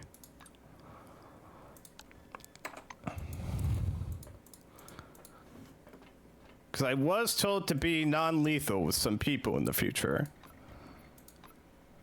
How many points do I have? Oh, okay, there we go. Well, I got a lot of reagent boxes now. And I'll definitely be able to do some crafting later with them. Ooh, a backpack. Not as good as my backpack, though. I'll still take it, because I can give it to one of you. Crump, I trust you more. Here you go. Yeah, we got like 11 more carry capacity because of that.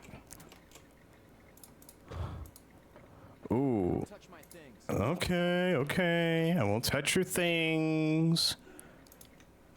Papers. Nothing. Afflicted. Facts and fiction. I think I've already read that somewhere else. Can I use your terminal? No, I can't. Okay, only thing left to do here is speak with that gentleman.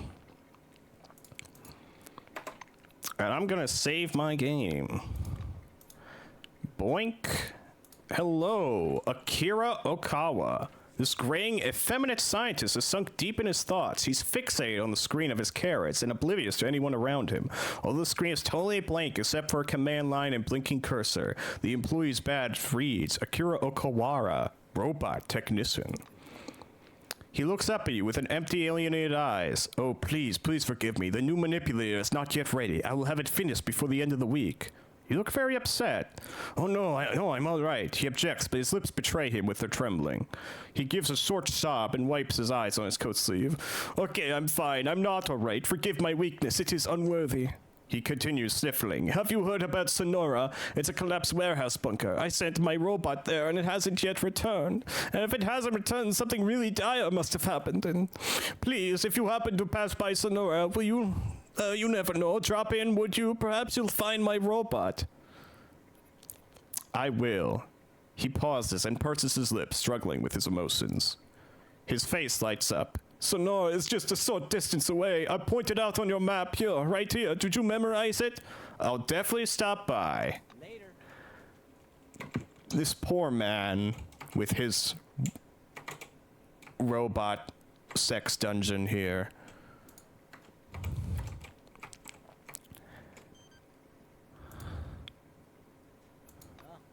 You again. See you later. Actually, do you have a part or anything? High-tech weapons technical manual. I would like that if you can spare it.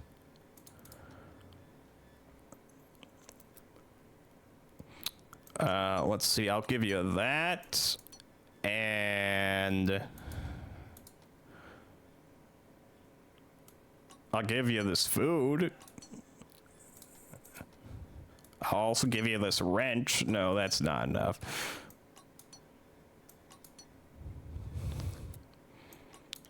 Okay, I think now we're approaching an agreement. Where's my CAS? Here's my CAS.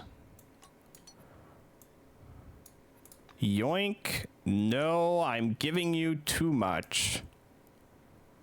I need to take out 100 and then take away 30. And we'll be good then. Except, I will take your high-tech weapons manual and these drugs. So, bye. Goodbye. And see, can I upgrade my already highly upgraded weapon? I need a weapon repair kit if I want to upgrade my weapon any further. If I want to upgrade any of my weapons, I need a weapon repair kit. Let me rummage through this real quick. I think there's a weapons store on the previous floor. We should stop by there real quick.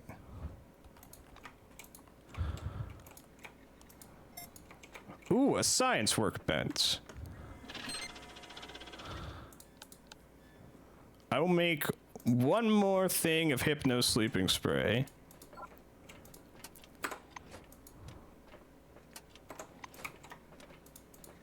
Scientific terminal.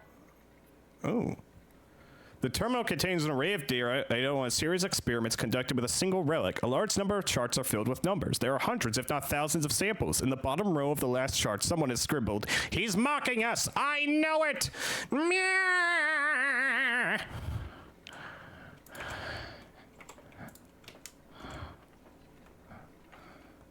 Ooh, I'll take everything on this janitor cart. Dirt. And then finally, before we go, dismantling the vacuum cleaner. The time-honored tradition. I got some springs for that, but also some unwanted dirt.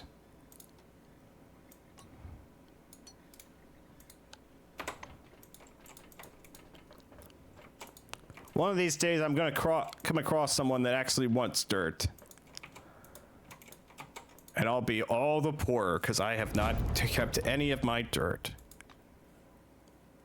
Okay, go up to the previous floor, military post. Floor level minus. Ah, here we go. Right as we come out. Weapons. And I was starting to get bored. Yes, you have weapon repair kits. 2 of them. I will offer you some relics. Oh, that's too much. Anything else? This? Oh, Nura's starting in a moment. Okay, let's hurry up this transaction. What is this? Anomalous activity tracking device. Belt item. Quest item. Anyways. 1, 2, 3, 4. Yeah. Okay. Just need to give you 20 more. Bam. Accept. Thank her and move away. Bam, bam, bam, bam, bam. This does not do as much damage as this thing, although I have upgraded this so much. It does have a higher crit, though. And a higher range. Less magazine size, though. Upgrade weapon.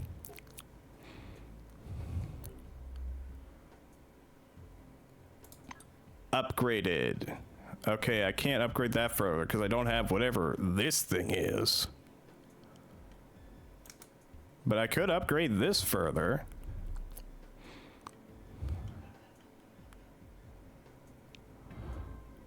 Bow bow. Pulsar. Pile of crystals.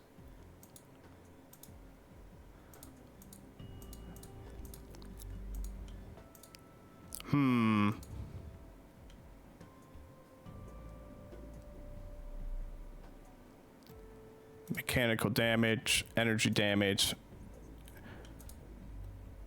heat damage. I will upgrade the flamethrower.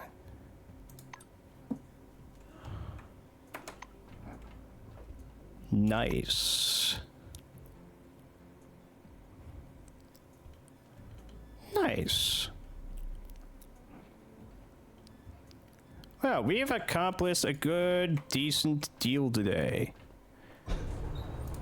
Ah, companions. Come on.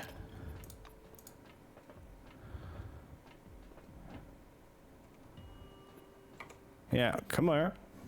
We're all going down to the residential area, saving the game, and then we're gonna raid Nura. So, unfortunately, it says on my schedule that I'll be streaming. -5. Living quarters. Thank you, game. Now, it says on my schedule I'll be streaming tomorrow, but unfortunately, I have to cancel that stream because of family matters.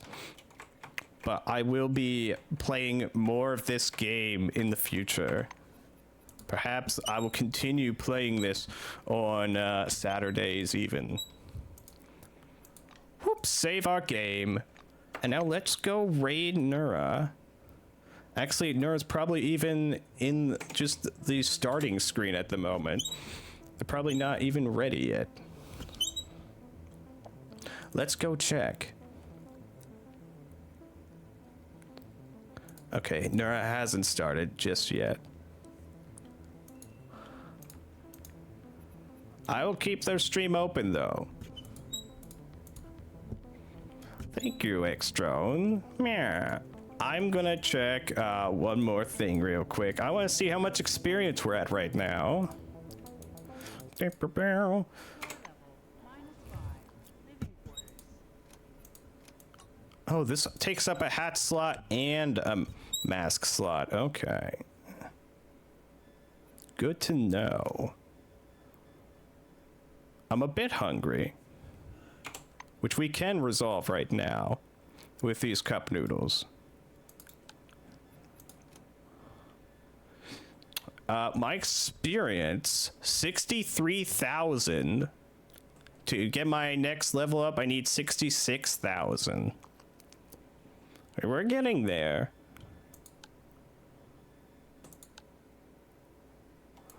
I hope today I raised my criminal skill up from 40 to 60 so I could get the second tier of things. I probably want to raise medicine or maybe any of my combat skills. It's been a while since I raised anything to do with combat.